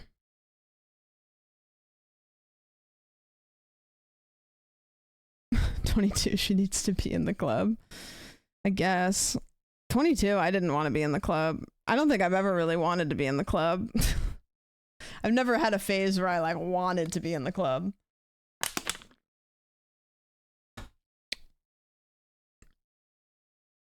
I used to do contract IT work for an OBGYN. I'd hear some wild stories about men that would insist on never leaving the woman alone. It's giving that vibe a little bit, yeah. Many women I know who have and want a life that looks totally different are addicted to watching all this, though others are served by an algorithm as if it is grooming us into submission. Some watch it as a sort of thrilling escapism, others find it soothing, and others still use it as a sort of rage bait, taking pleasure in being annoyed by it.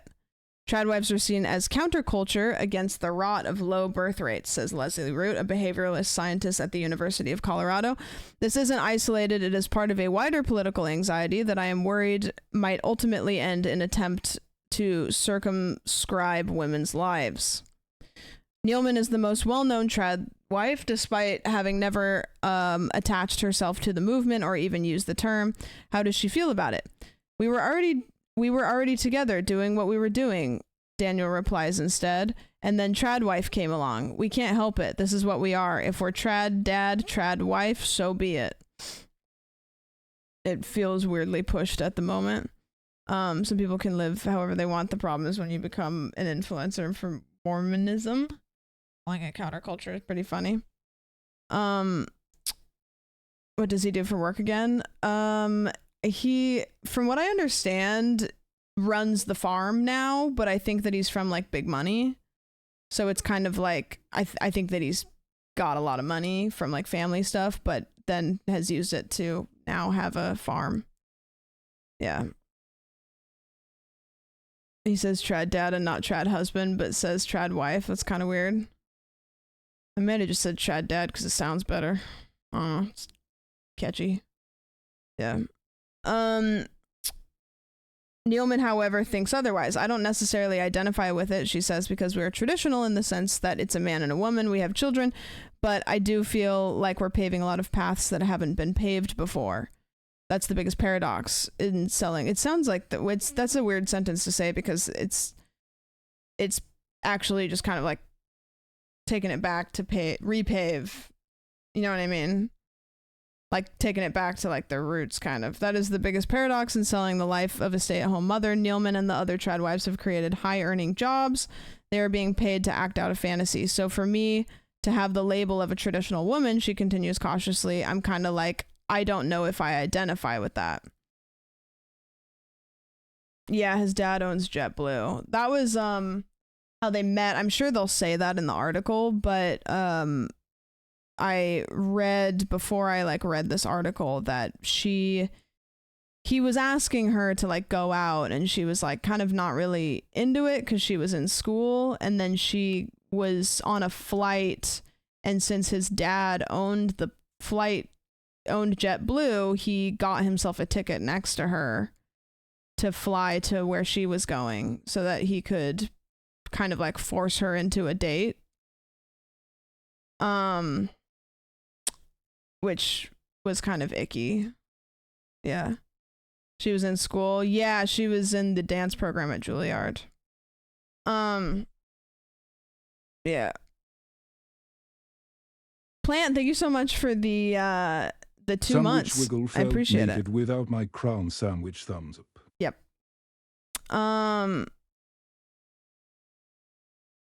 This is a crazy thing to say. By the way. Is the husband, let's see. Is the husband the head of the household here? No, Daniel answers. We're co-CEOs. Yeah, Neilman said we are. Horses. Is she a feminist? I feel like I'm a feminine phenomenon. She stops herself. There are so many different ways you could take that word. I don't even know what feminism means anymore. She absolutely feels as though she has become politicized by other people. We try so hard to be neutral and be ourselves, and people will put a label on everything. This is just our normal life. We head outside into the truck, Daniel driving, me in the front. Neilman and toddlers in the back. The other kids are being homeschooled in the barn where they learn a Mormon Christian syllabus taught by a woman who lives down the track. I am told I will sit down with Neilman one-on-one later in the afternoon. We pass the family's minibus, a 15-seater. Imagine having a whole ass minibus. That's wild. So many women act like it's the worst word to identify with. Yeah, it's kind of a red flag for me when people think the word feminism is bad, because I really truly think that anybody that thinks it's bad doesn't know what it is. You know, like there are really toxic versions of feminism, but those are not feminism. You know what I mean? That's like, once it gets to the point where it's like the stuff that people complain about, then it's no longer feminism anymore. You know what I mean? Yeah, there's like, it's like, well, feminism is, got it, it's a mosquito. A lot of people think feminism is anti-men. Yeah. It's, I got it. There was no blood, so it hadn't got me yet. Yep.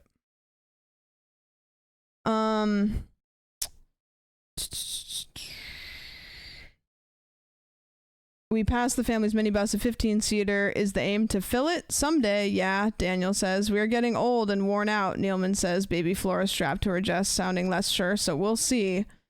15 kids? Christ. She's like, yeah, my body's getting a little tired. Online, the Neilmans sell meat boxes from their cows and pigs, as well as branded sourdough starters, rock salt, copper measuring cups, and beeswax candles. They have 3 full-time employees on the farm, 30 at the warehouse, more than 10 in the office, and a creative director who manages the website visuals. We drive past the dairy cows, look across the river valley and the arid mountains beyond. Was this what she always wanted? I ask when we get a moment alone. Well, Daniel checks on the animals. No, she said. I mean, I was like, she pauses. My goal was New York City. I left at 17 and I was so excited to get there. I just loved that energy and I was going to be a ballerina. I was a good ballerina. She pauses again, but I knew that when I started to have kids, my life would look different. Neilman was the 8th of 9 children born to Mormon parents in Springville near Salt Lake City. The family ran a florist and the children were homeschooled. Neilman gravitated towards ballet. At 14, she was to summer school at Juilliard, returning for her undergraduate degree, which she paid for by competing in scholarship pageants. Beauty pageants that offer academic scholarships or sometimes tuition money to winners. Daniel also grew up in a Mormon family, one of 9 in Connecticut. The son of Daniel Neilman, billionaire founder of the number of commercial airlines, including JetBlue. A number of the commercial airlines. Christ. His upbringing was moneyed and suburban. Was this what he always wanted? I asked him when he walks back over. Yes, he says. I expected Hannah to be more at home with the kids, but she said, I watched my parents working together, and so whatever we do, we've got to do it together. Yuck. He was 23 and she was nearly 2 years his junior when they were introduced by a mutual friend at a college basketball game. I saw her and I was ready to go, he said. Sign me up. I was thinking, let's get married, but she wouldn't go on a date with me for 6 months. One day she mentioned to Daniel that she was getting the 5-hour flight from Salt Lake City to New York back to Juilliard. She didn't realize his dad owned the airline. So Daniel was like, I'm on that same flight, she says. I remember checking in and them saying, you're 5A and you're 5B. I just thought, no way, that's crazy. Daniel smiles. I made the call. He had pulled strings at JetBlue, and so began their first date. That's horrible. Just like getting, like you're just trapped, like this person that you know. And I don't think that they knew each other very well, because that's something that you would probably learn about somebody like pretty soon into knowing them, that like their family is like owns the airlines, you know? So I feel like she didn't know him super well. She just was like, she like said no thank you for 6 months, and then he was like, oh well, actually though, I'm gonna force myself to sit next to you for 5 hours. As a Utah native, creepy shit like that is so common in Mormon dating culture. Yeah, I had some rich friends in college. It took a long time to learn we were rich. Yeah, maybe. Back then I thought we should date for a year before marriage, she continues, so I could finish school. And Daniel was like, it's not gonna work. We've got to get married now. After a month, they were engaged. 2 months after that, they were married, moving into an apartment Daniel rented in the Upper West Side. And 3 months after that, she was pregnant. The first Juilliard undergraduate to be expecting in modern history. Daniel got a job as the director of his father's security company, moving their young family to Rio, where before long she had 3 kids under 4. At first, she was still dancing professionally. The family eventually settled in Utah. Our first few years of marriage were really hard. We sacrificed a lot, she says, but we have this vision, this dream, and Daniel interrupts, we still do. What kind of sacrifices? I asked her. Well, I gave up dance, which was hard. You gave up a piece of yourself. I gave up dance, which was hard. You give up a piece of yourself. And Daniel gave up his career ambitions. I looked out at the vastness and don't totally agree. Daniel wanted to live in the great western wilds, so they did. He wanted a farm, so they did. He likes date nights once a week, so they go and get a babysitter. He didn't want nannies in the house, so there aren't any. The only space earmarked to be Neilman's own, a small barn she wanted to convert into a ballet studio, ended up becoming the kids' schoolroom. Daniel wants to take me to see the new dairy farm buildings while Neilman goes back into the house to make lunch for the kids. We stop at irrigation ditch, which he explains, the offices, which he explains, the milking stations, which he explains. I check my watch, feeling edgy. I want to talk to Neilman. Just one more stop, he says. Neilman calls him. Okay, he says to her, we're just heading your way. He adds, driving in the opposite direction out onto the fields to show me another ditch. Finally, we get back to the kitchen, sitting around the table surrounded by an ever-changing number of children. One is clattering a can opener next to my tape recorder. Another is pulling a whole roast chicken from the aga. 3 more gather around it with forks, eating it from the pan. Another spills a pail of milk on the floor. We have half an hour to talk before Neilman has to take some of them to ballet class. He's like, no, wait, you gotta see this ditch, though. But wait, you're gonna lose it when you see this ditch. Just left a party to be here. Oh no. Just left a party. Thank you for the 3 months. I noticed there's no TV. We watch some stuff on the computer. One of her daughters says, YouTube videos? No, just Little House on the Prairie. How about iPads? No, another girl says. Except we play Ring Around the Rosie and jump on the trampoline and play lacrosse, and that's everything. How about phones? No, says 8-year-old George, one of the older kids. Sometimes if we go with our cousins, we play on a phone and we're like addicted to them. They have a cleaner, but no childcare. Neilman does all the food shopping, kids in tow, and cooks from scratch. They don't do ready meals. Despite the more traditional aspects of their relationship, Daniel is a hands-on father, taking the kids out to the farm and doing all the laundry. The children appear to look after each other quite well. There are many that they seem to have become an almost self-sustaining entity. Still, Daniel says Neilman sometimes gets so ill from exhaustion that she can't get out of bed for a week. The worst part of the story so far is the mention of lacrosse. Yeah. The parents are on TikTok. They are. I think it's mostly her, but he also is in some of the TikToks. I don't know if I want to read. I'm gonna kind of scan it because there's some stuff that I just don't really care about that much. Little House on the Prairie was all I was allowed to watch. I want to ask her about birth control, but we are surrounded by so many of her children, and Daniel is back in the room now too. Do you? I paused and look at her fixedly. Plan pregnancies? No, Daniel says. When he says no, Neilman responds gently. It's very much a matter of prayer for me. I'm like, God, is it time to bring me another one to the earth? And I've never been told no. But for whatever reason, it's exactly 9 months that she's ready for the next one, he says. It's definitely a matter of prayer, she says. It's a matter of prayer, but somehow it's exactly 9 months, he says. God, just back to back pregnancies.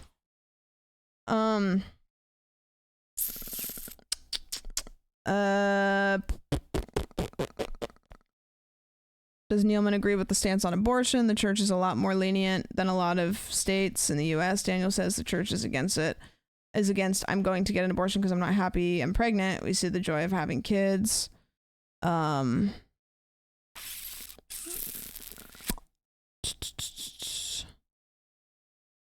Okay, you farted big time and I can smell it. Stinky.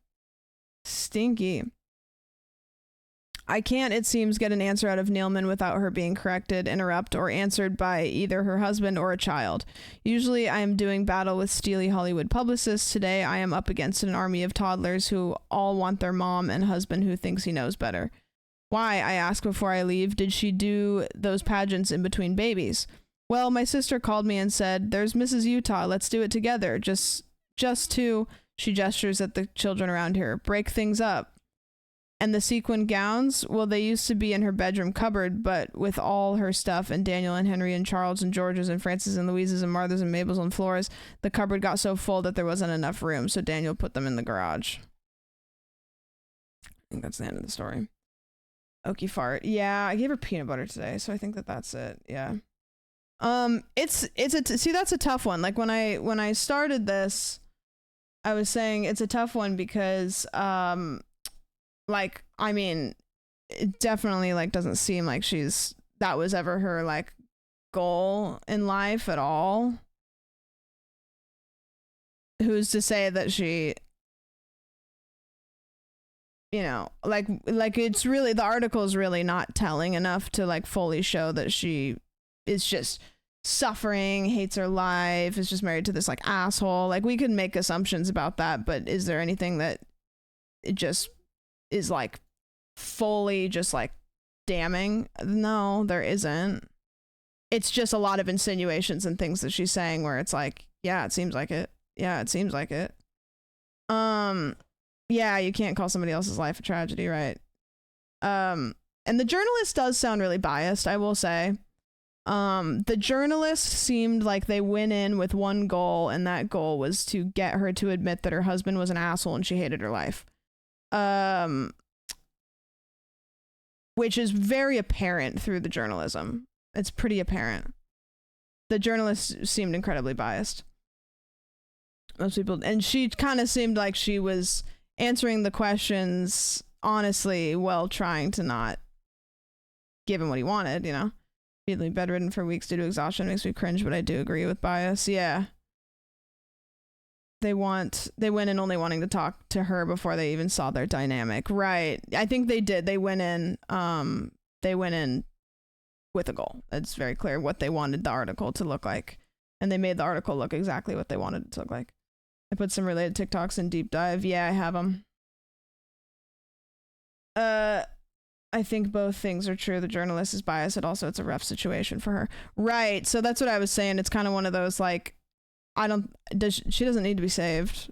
You know what I mean? It's not like, and I do think that the internet like it's probably really tough because it's like she's got 8 kids. You know what I mean? She like, this is her life. And so like, what should she do? You know what I mean? Like, what should she do? Sometimes you meet people and your wants change and you have a family, then years later you think back on what your career could have been. Right, exactly.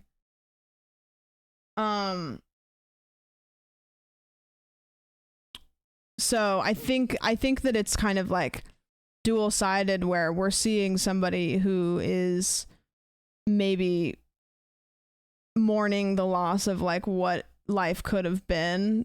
But I think the internet maybe is getting a little bit involved for what, you know, are we gonna save her?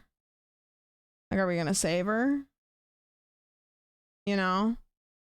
Yeah, I have a couple like TikToks and stuff. This is the egg apron. So this was like the big one that kind of like set the internet off because she, I guess, said that she wanted a trip to Greece for her birthday and he got her an apron. And everybody was like, what the fuck? It was my birthday present from Daniel. Hoping there are tickets to Greece. Where's it from? Yeah, regardless of anything, I mean, again, like we never know what's going on, but the getting a flight next to somebody who for 6 months has told you they don't want to date you is insane. Like, I'm trying to find any kind of angle to not have that look creepy as hell. Like, that's weird. That's creepy. I don't know, the boys took it off. I took it off. It's from Ukraine. So, plane tickets? Dad owns the airlines. How did he not get tickets? Yeah, he did. That's why we got tickets. Oh, you mean to this? Yeah, no shit, right? Ooh, a hat I can wear in Greece. It's not a hat.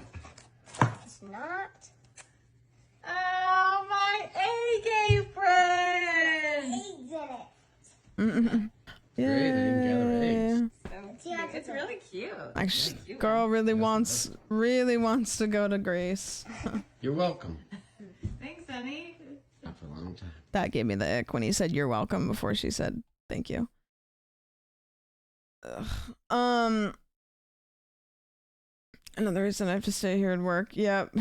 She's like, oh, thank you for the reminder. Yeah, I mean, if he's got that many ties to like flights, like get her to Greece. You can afford to like get childcare. Just come on. She's birthed and is continuing to birth like all of these children that you have. Come on.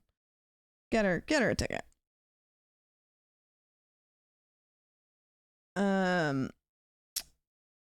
Even this video with the article, I don't think it looks good, but I definitely think it's one of those, like, the internet is like, oh my gosh, this poor woman, and she's probably like, to put myself in her shoes, she's on TikTok, she saw the article come out, so now she's like, maybe I was kind of sad about this life that I could have lived, and now the whole world is telling me how sad that my life is.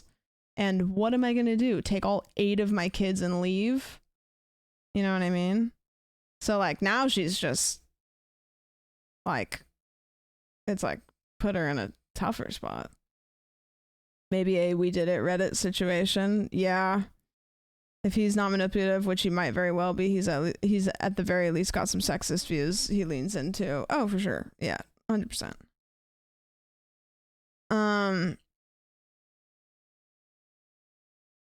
I'm sure that combo went great after they read it together. Oh, I'm sure it was just fantastic and not awkward at all.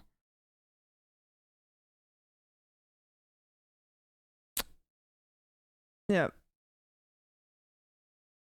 Yeah. Yep. There's also some like really old blog posts that came out that I'm not going to read because it's just kind of like rehashing, but she used to have a blog where she would post about when they very first got together. And that the blog posts were pretty weird. You know what I mean? Like, they were pretty weird. Like, it just was like kind of sad. Like, it's just more of kind of what we were talking about. Yeah, the I was a good ballerina is sad. Many Mormon men are very manipulative and borderline predatory. It's sickening. Big part of why I left that culture. Yeah, I went to school with like a bunch of Mormons for some reason. I don't know why. For the place that I lived in Oregon, it was kind of random, but they all like married straight out of high school and like just right out the gate, like boom, boom, boom, and it's very weird. There's a picture of her somewhere. I think that she looks incredibly talented. Yeah, the ballerina stuff. There's a couple like TikToks and stuff of her doing like dancing.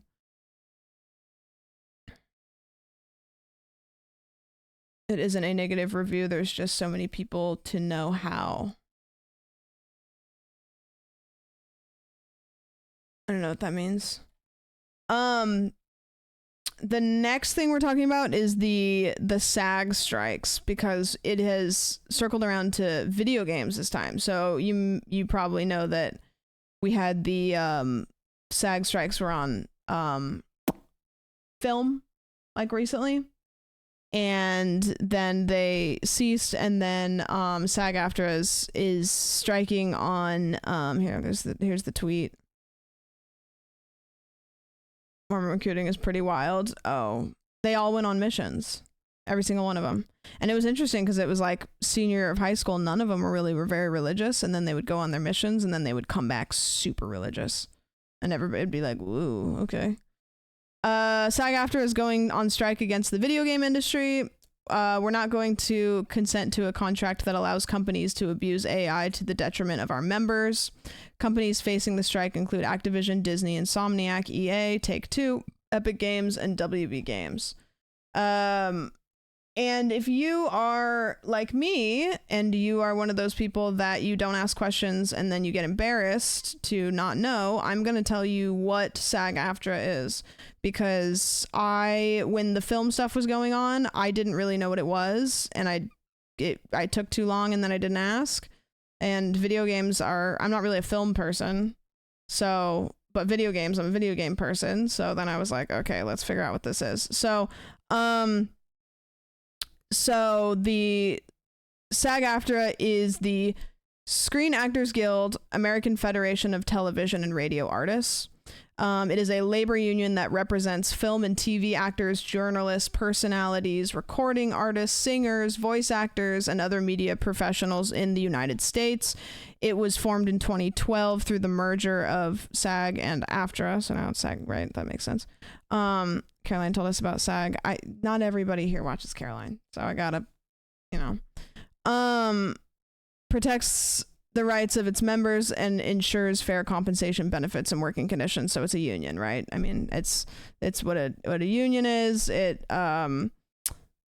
makes sure that if people who work in this industry are getting underpaid, that they don't just continue to get underpaid, because especially in the film industry or the entertainment industry, I think people are really willing to take basically nothing as compensation because they want to get in.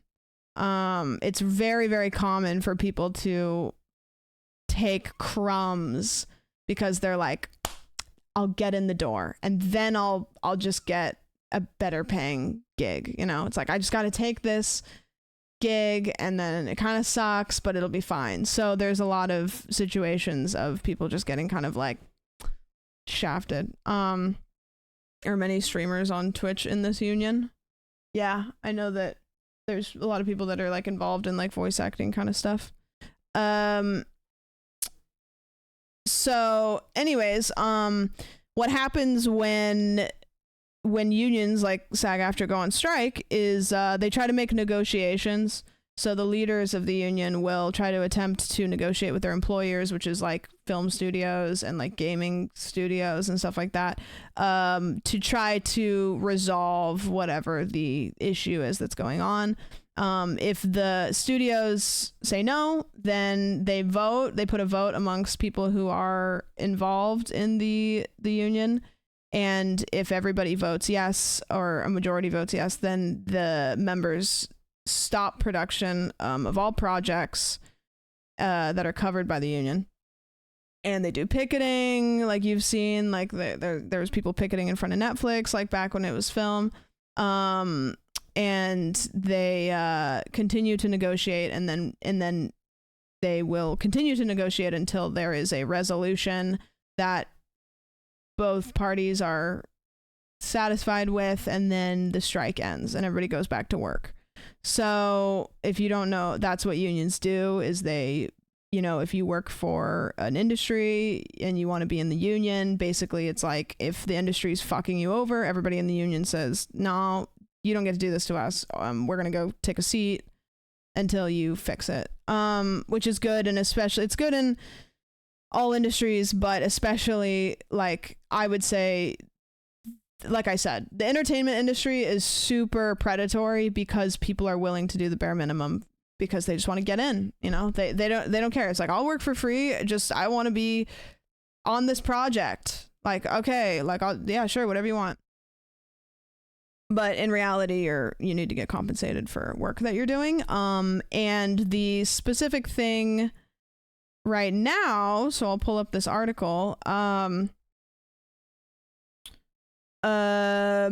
So SAG-AFTRA is going on strike again. This time the union is calling a work stoppage against a major video game companies after nearly 2 years of trying to renegotiate its interactive media agreement.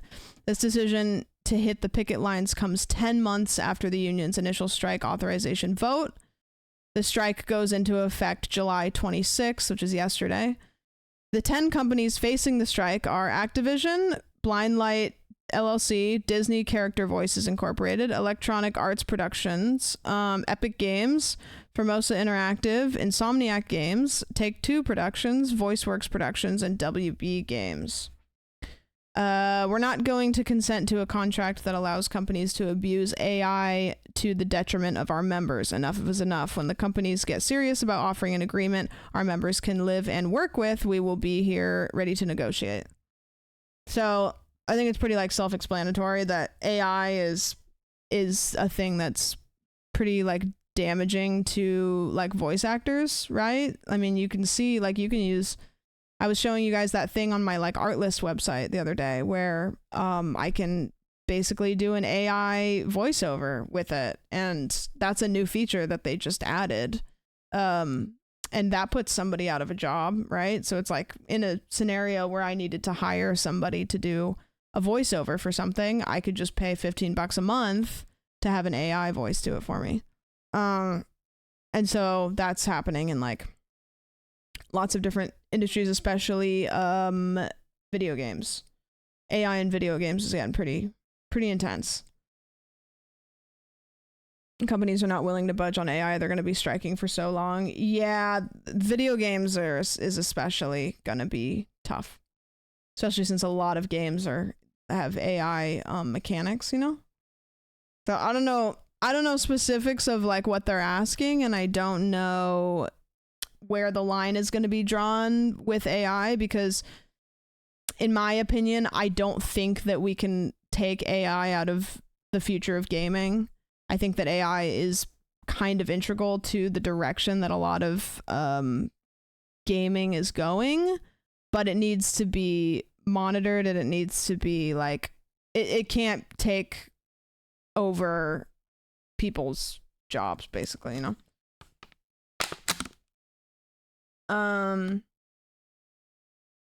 I was thinking maybe video games, there might be more complex stance, like procedurally generated dialogue that could be lit for certain concepts. Right. So I don't know. And that's where it gets beyond me. That's where it's like, I have no idea. And that's why there's people that are leaders of the unions that decide, okay, we're okay with you doing this, and you absolutely can't do this. Rights to their voice acting would be a big one. Yeah. I mean, you see it all over the place. I mean, like, the TTS that I use on my channel, like how many of those people like gave the rights to their voice to be on that even? I don't know, you know? Finals use AI for their voiceovers, but they paid the original individual's voices for it. I feel like it's okay if you pay character.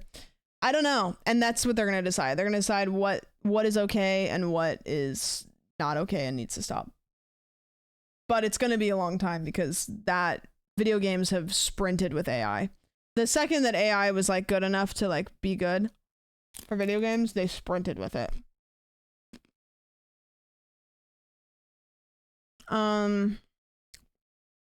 For members, somebody who's a really good resource about this, if you have questions or want to watch somebody talk about it, I know Alana Pierce talks about it on her stream, and she's like really, really knowledgeable about this stuff, especially pertaining to the strike on gaming, because she has worked in the gaming industry for a long time.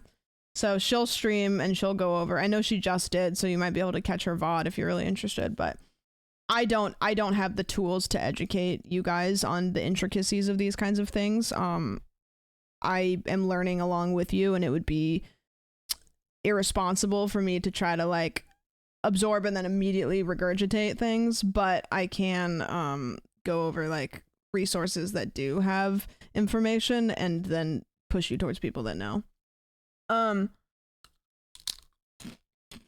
It's frustrating that AI is used not to aid workers by decreasing their workloads and being a tool for workers, but instead companies see it as a way to reduce production costs. Yep.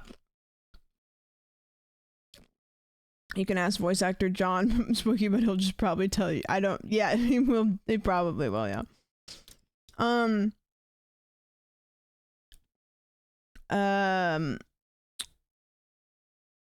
Yeah, so that's what's going on. I'm curious, which this is going to give the answer to me. Why is SAG-AFTRA striking the video game contract? Who does SAG-AFTRA bargain the video game contract to? What are the struck companies? Which we kind of already read in that, which the companies were. Are there any video games that aren't struck? Honestly, I think that a lot of games on itch.io are probably going to be real safe. I think itch.io is probably going to be a really great website, because, you know, that's one dude in his garage that made that game. There's probably going to be a lot of AI that's going to be like hidden in there, but at least it'll be just one dude, you know? for creators and streamers is down below. Oh, yeah. Okay.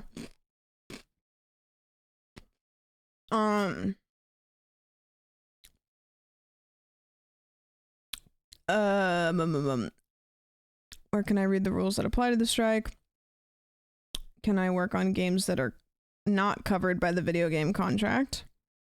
Under Global Rule 1, you cannot provide covered services, including voice, likeness, or movement work for companies producing video games unless they are signed to SAG-AFTRA agreement, not affected by the strike. So no, like, voice acting and stuff like that. For members of non-union independent games. Is this where I'm gonna be? Oh, wait, hold on. I'm gonna go all the way for members, for non-members. For creators and streamers. How can I support for striking video game performers? The performers that you see and hear in video games help make the games you love really come to life. Unfortunately, compensation to performers has stagnated in real life due to inflation. The unregulated use of artificial intelligence threatens the careers of professional actors in the video game industry, and members' physical safety has lacked necessary protective provisions for too long.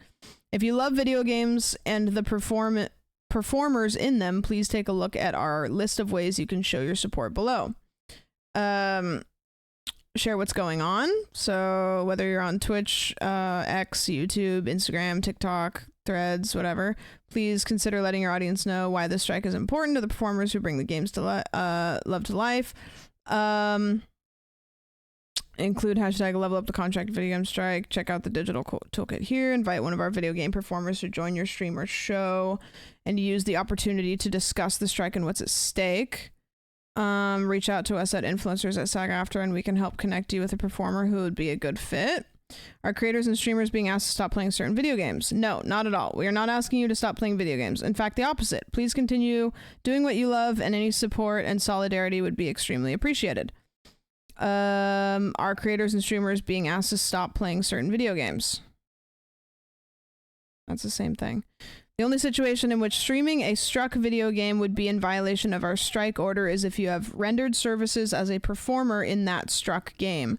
Otherwise, we are asking you to stop playing streaming video games. We are not asking you to stop. In fact, the opposite. Please continue doing what you love, okay? Yeah.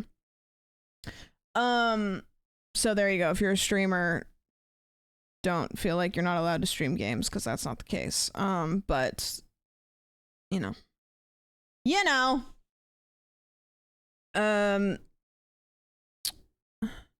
SAG looking like the good guy union here is the worst grift.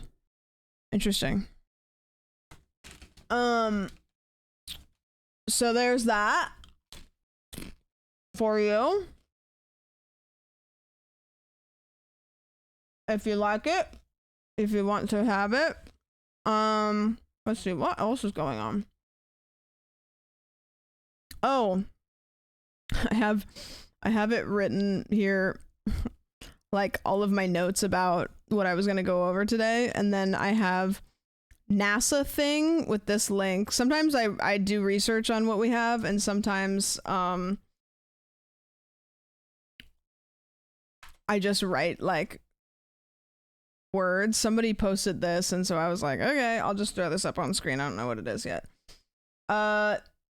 NASA astronauts Butch Wilmore and Suni Williams are supposed to be on the International Space Station for just 8 days, but now they are marking their 50th day in space as engineers troubleshoot issues on the Boeing Starliner spacecraft that brought them there. The NASA astronauts Butch Wilmore and Suni Williams woke up this morning on their 50th day aboard the International Space Station with no idea of when they will be coming home. Engineers say they are still troubleshooting issues discovered aboard the Boeing Starliner spacecraft that took them to space. Mark Strassman has more from the Johnson Space Center in Houston. For astronauts Butch Wilmore and Suni Williams, Starliner's test flight troubles have meant a homecoming on hold. Can you definitively say that they are going to come back on Starliner? And if you had to do it differently, how would you do it? We have contingency options. We've put those in play. NASA always has contingency options. But right now, we're really focused on bringing Butch and Suni home on Starliner. I'm very confident we have a good vehicle to bring the crew back with. Starliner's astronauts originally were supposed to spend 8 days on the International Space Station. They've now been up there going on 8 weeks, and NASA has yet to give them a date when they'll be coming home. Failure is not an option. That's why we are staying here now. Ignition and liftoff of Starliner and Atlas V. Engineers are now studying how the Boeing-built spacecraft launched with one small helium leak and ended up with 5, and why 5 of Starliner's smaller engines overheated on the trip to the International Space Station, even though 4 were recovered. Critical tests this weekend could confirm whether the capsule can safely carry the crew back to Earth. The crew is very understanding and is absorbing all this information. I will add, they seem to be enjoying their time on station. That time in space will be extended at least until early next month. For CBS Mornings, Mark Strassman at the Johnson Space Center. Go crazy up there. It's so wild hearing about all the Boeing shit since growing up. It was just the place where 50% of my friends' parents worked, really. 50 plus days of overtime. Hopefully they just retire them when they get back. They're like, you know what? You can be done if you want to be. It's all good. Don't worry about it. You can be done.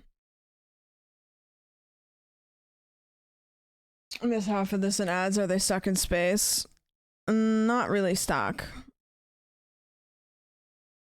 Overtime pay after not feeling gravity for 3 months. I wonder what that would be like. Like, you know what I mean? Just like, what would it be like to get back to Earth and have to, like, do you think that everything would just feel like really heavy? Do you think you'd feel like you have like a weight on you all the time? Like you feel like you have a weighted blanket on you? Or do you think you would like what would be the physical like feeling?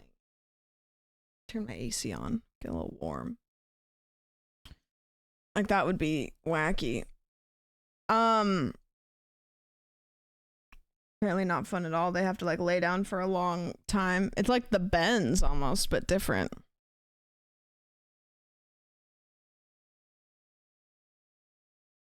They have a workout area on their space station to keep muscle mass and bone density up.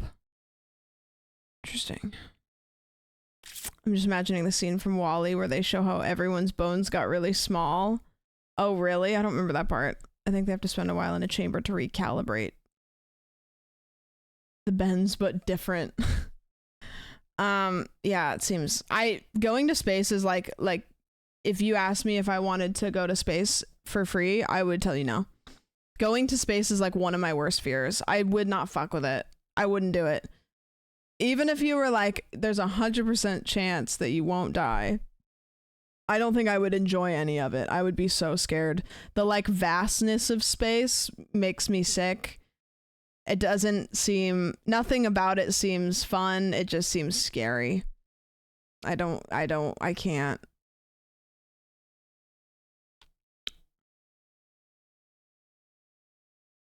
You could see if the earth was flat. That's true. I could see the underside. 2 hours daily. Ugh. There's like no reward for going. I mean, some people just want to do it for the vine. They want to do it for the vine. I would not want to do it. It would make me feel scared and sad. I fantasize about being alone on a spacecraft. That's like the most introverted tendency I've ever heard of, like ever. That's incredible. You'd be there for 2 weeks and be like, guys, I want canes. There's so many things about my daily life that I would miss. I just couldn't do it. I couldn't do it. We're gonna play Hitman. Is that okay?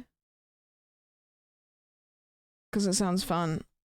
World of Ass. Hitman World of Ass.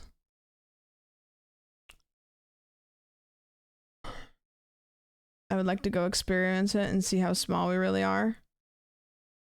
I think I would just be too scared the whole time. It should have saved my progress from last time, so we're still doing that, like, what do they call the new thing that they're doing? I can't remember the name of the thing. The new mode. We're doing that. Whatever that was. Yeah, the freelancer mission. And I don't even think we got to the boss. I think we got the guys, and then I don't think we got to the boss.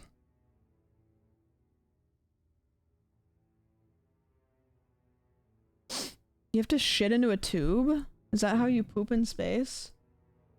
That's insane. I don't want that. Okay. Let me go here, and then let me this. Okay.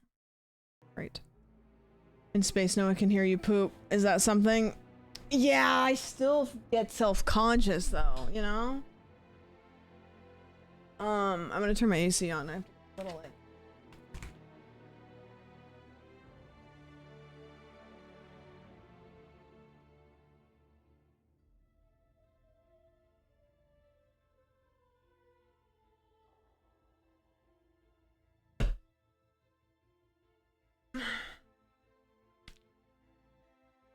how much ass is in the world of ass? So much ass.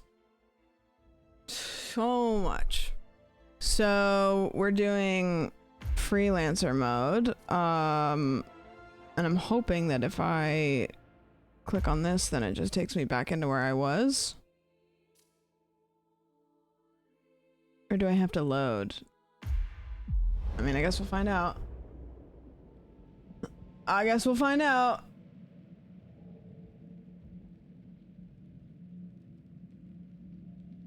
Have I finished the pickled rice cakes yet? No, they're right here. I'm kind of picking at them. Did you want to update the title? Yeah.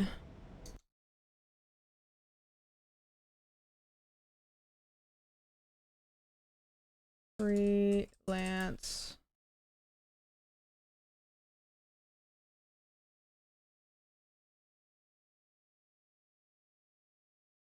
These nuts. Perfect. Okay, I'm hoping, is this gonna put me, yeah, this puts me back into where I was, which is awesome. So this one now, I have a boss here. So we did, last time we played, we did the 2, and then this one is the big one. We now know the location of the syndicate leader. Which is good. I have provided you with an intel wall to help you keep track of their uncovered identity. Okay, we have to, we're going to Japan. Which is fun and cool. Let's go. I'll be in touch when you reach your destination. Doesn't being in space make you taller? I don't think it makes you taller, but it like prevents you from getting shorter because of gravity. From what I understand, because gravity like makes you shorter over time. He's bald. That's true. Welcome to Hokkaido. This is the last stand. We now know the leader's location. However, you will need to do some recon to make sure you get the right target. As to why they are here, well... Oh, so I don't just get to know where they are? I have to go talk to the people? little identification we have on them. We know that they have blonde hair. They are sporting a tattoo. They are wearing a hat and glasses. As for characteristics, we know the target enjoys reading, and they see themselves as a foodie. I hope this will help. Be careful, 47. I didn't remember any of that. I immediately forgot it. Excuse me, sir. I immediately This is a forgot. restricted area. I'm not trying to go in there, asshole. That Who's person this? seems suspicious. Some of the tells fit the description. I would dig further if I were you. Okay. How do I dig further? What is this guess who ass shit? It is guess who. So that person looks suspicious. These people all look suspicious. How do I research them?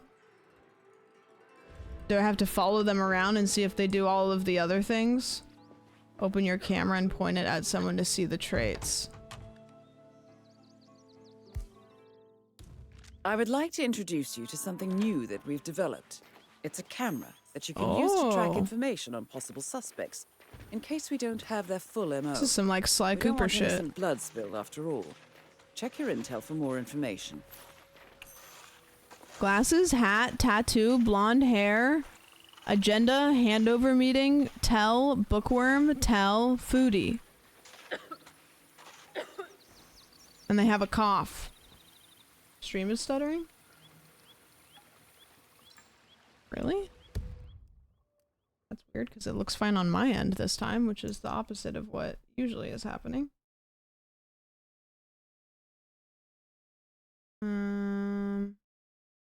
Stream is stuttering like you're getting the little like cog wheel? Or stream is stuttering like, oh, many Fs. That's weird. I wonder if that has to do with my game.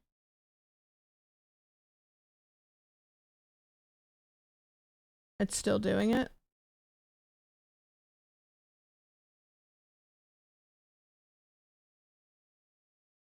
Because I don't really think my game would kill the bit, right? Seems fine now. While I pause the game, too.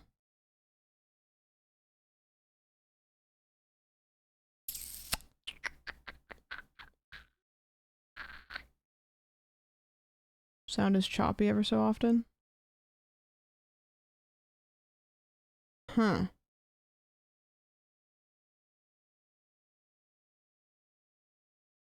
Type 1 in chat.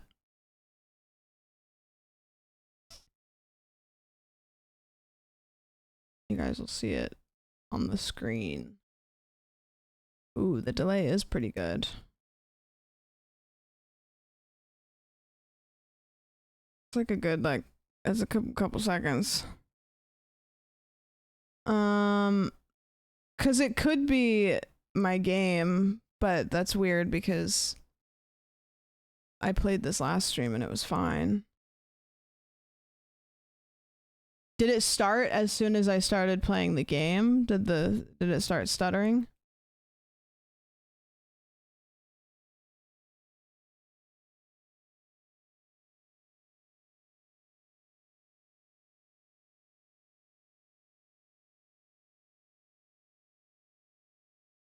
Thank you for the 5 gifties. I appreciate it.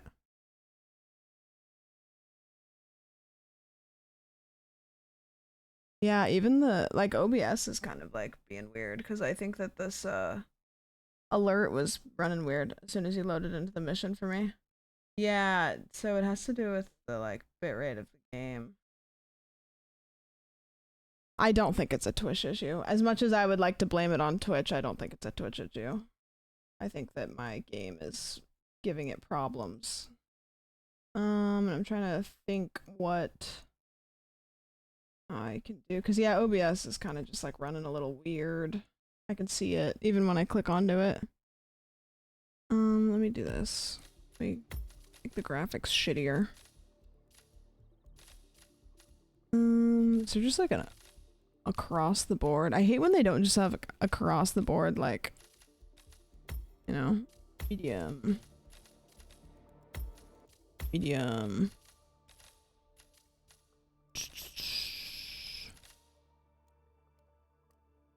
Is it on game capture? Yes.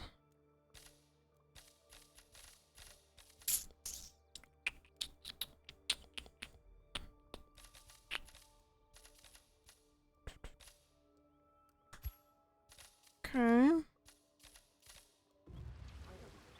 I'm gonna start playing and tell me if if it makes my stream stuttery again. Walk from there. Why not just meet in a cafe or something? Smoke.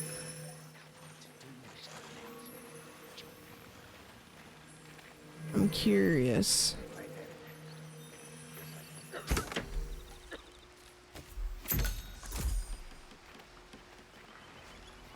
What am I holding? I don't know where the hell I Is am. is it making my stream stutter again? I feel like the delay is bad enough that it's just like gonna be bad. And maybe it was everything loading in. It might have been. It's just so delayed now. Seems fine. Oh, you guys are so behind though. Shit, I'm lost. God, I'm so dead. That's pretty strange. I could end the stream and then restart, but that just sucks. I don't want to do that.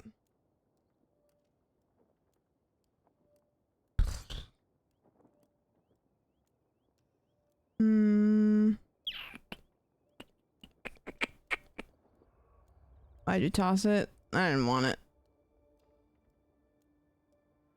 I think I'm gonna have to...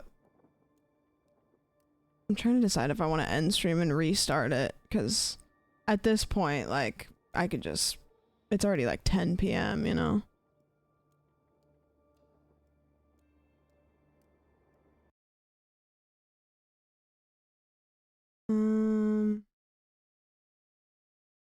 Yeah, if you guys refresh, it helps, but I don't think it fully helps.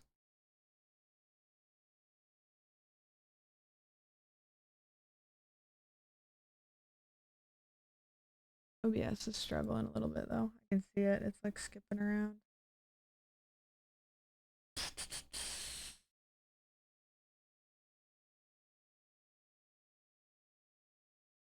I'm gonna hit stop. You guys probably won't.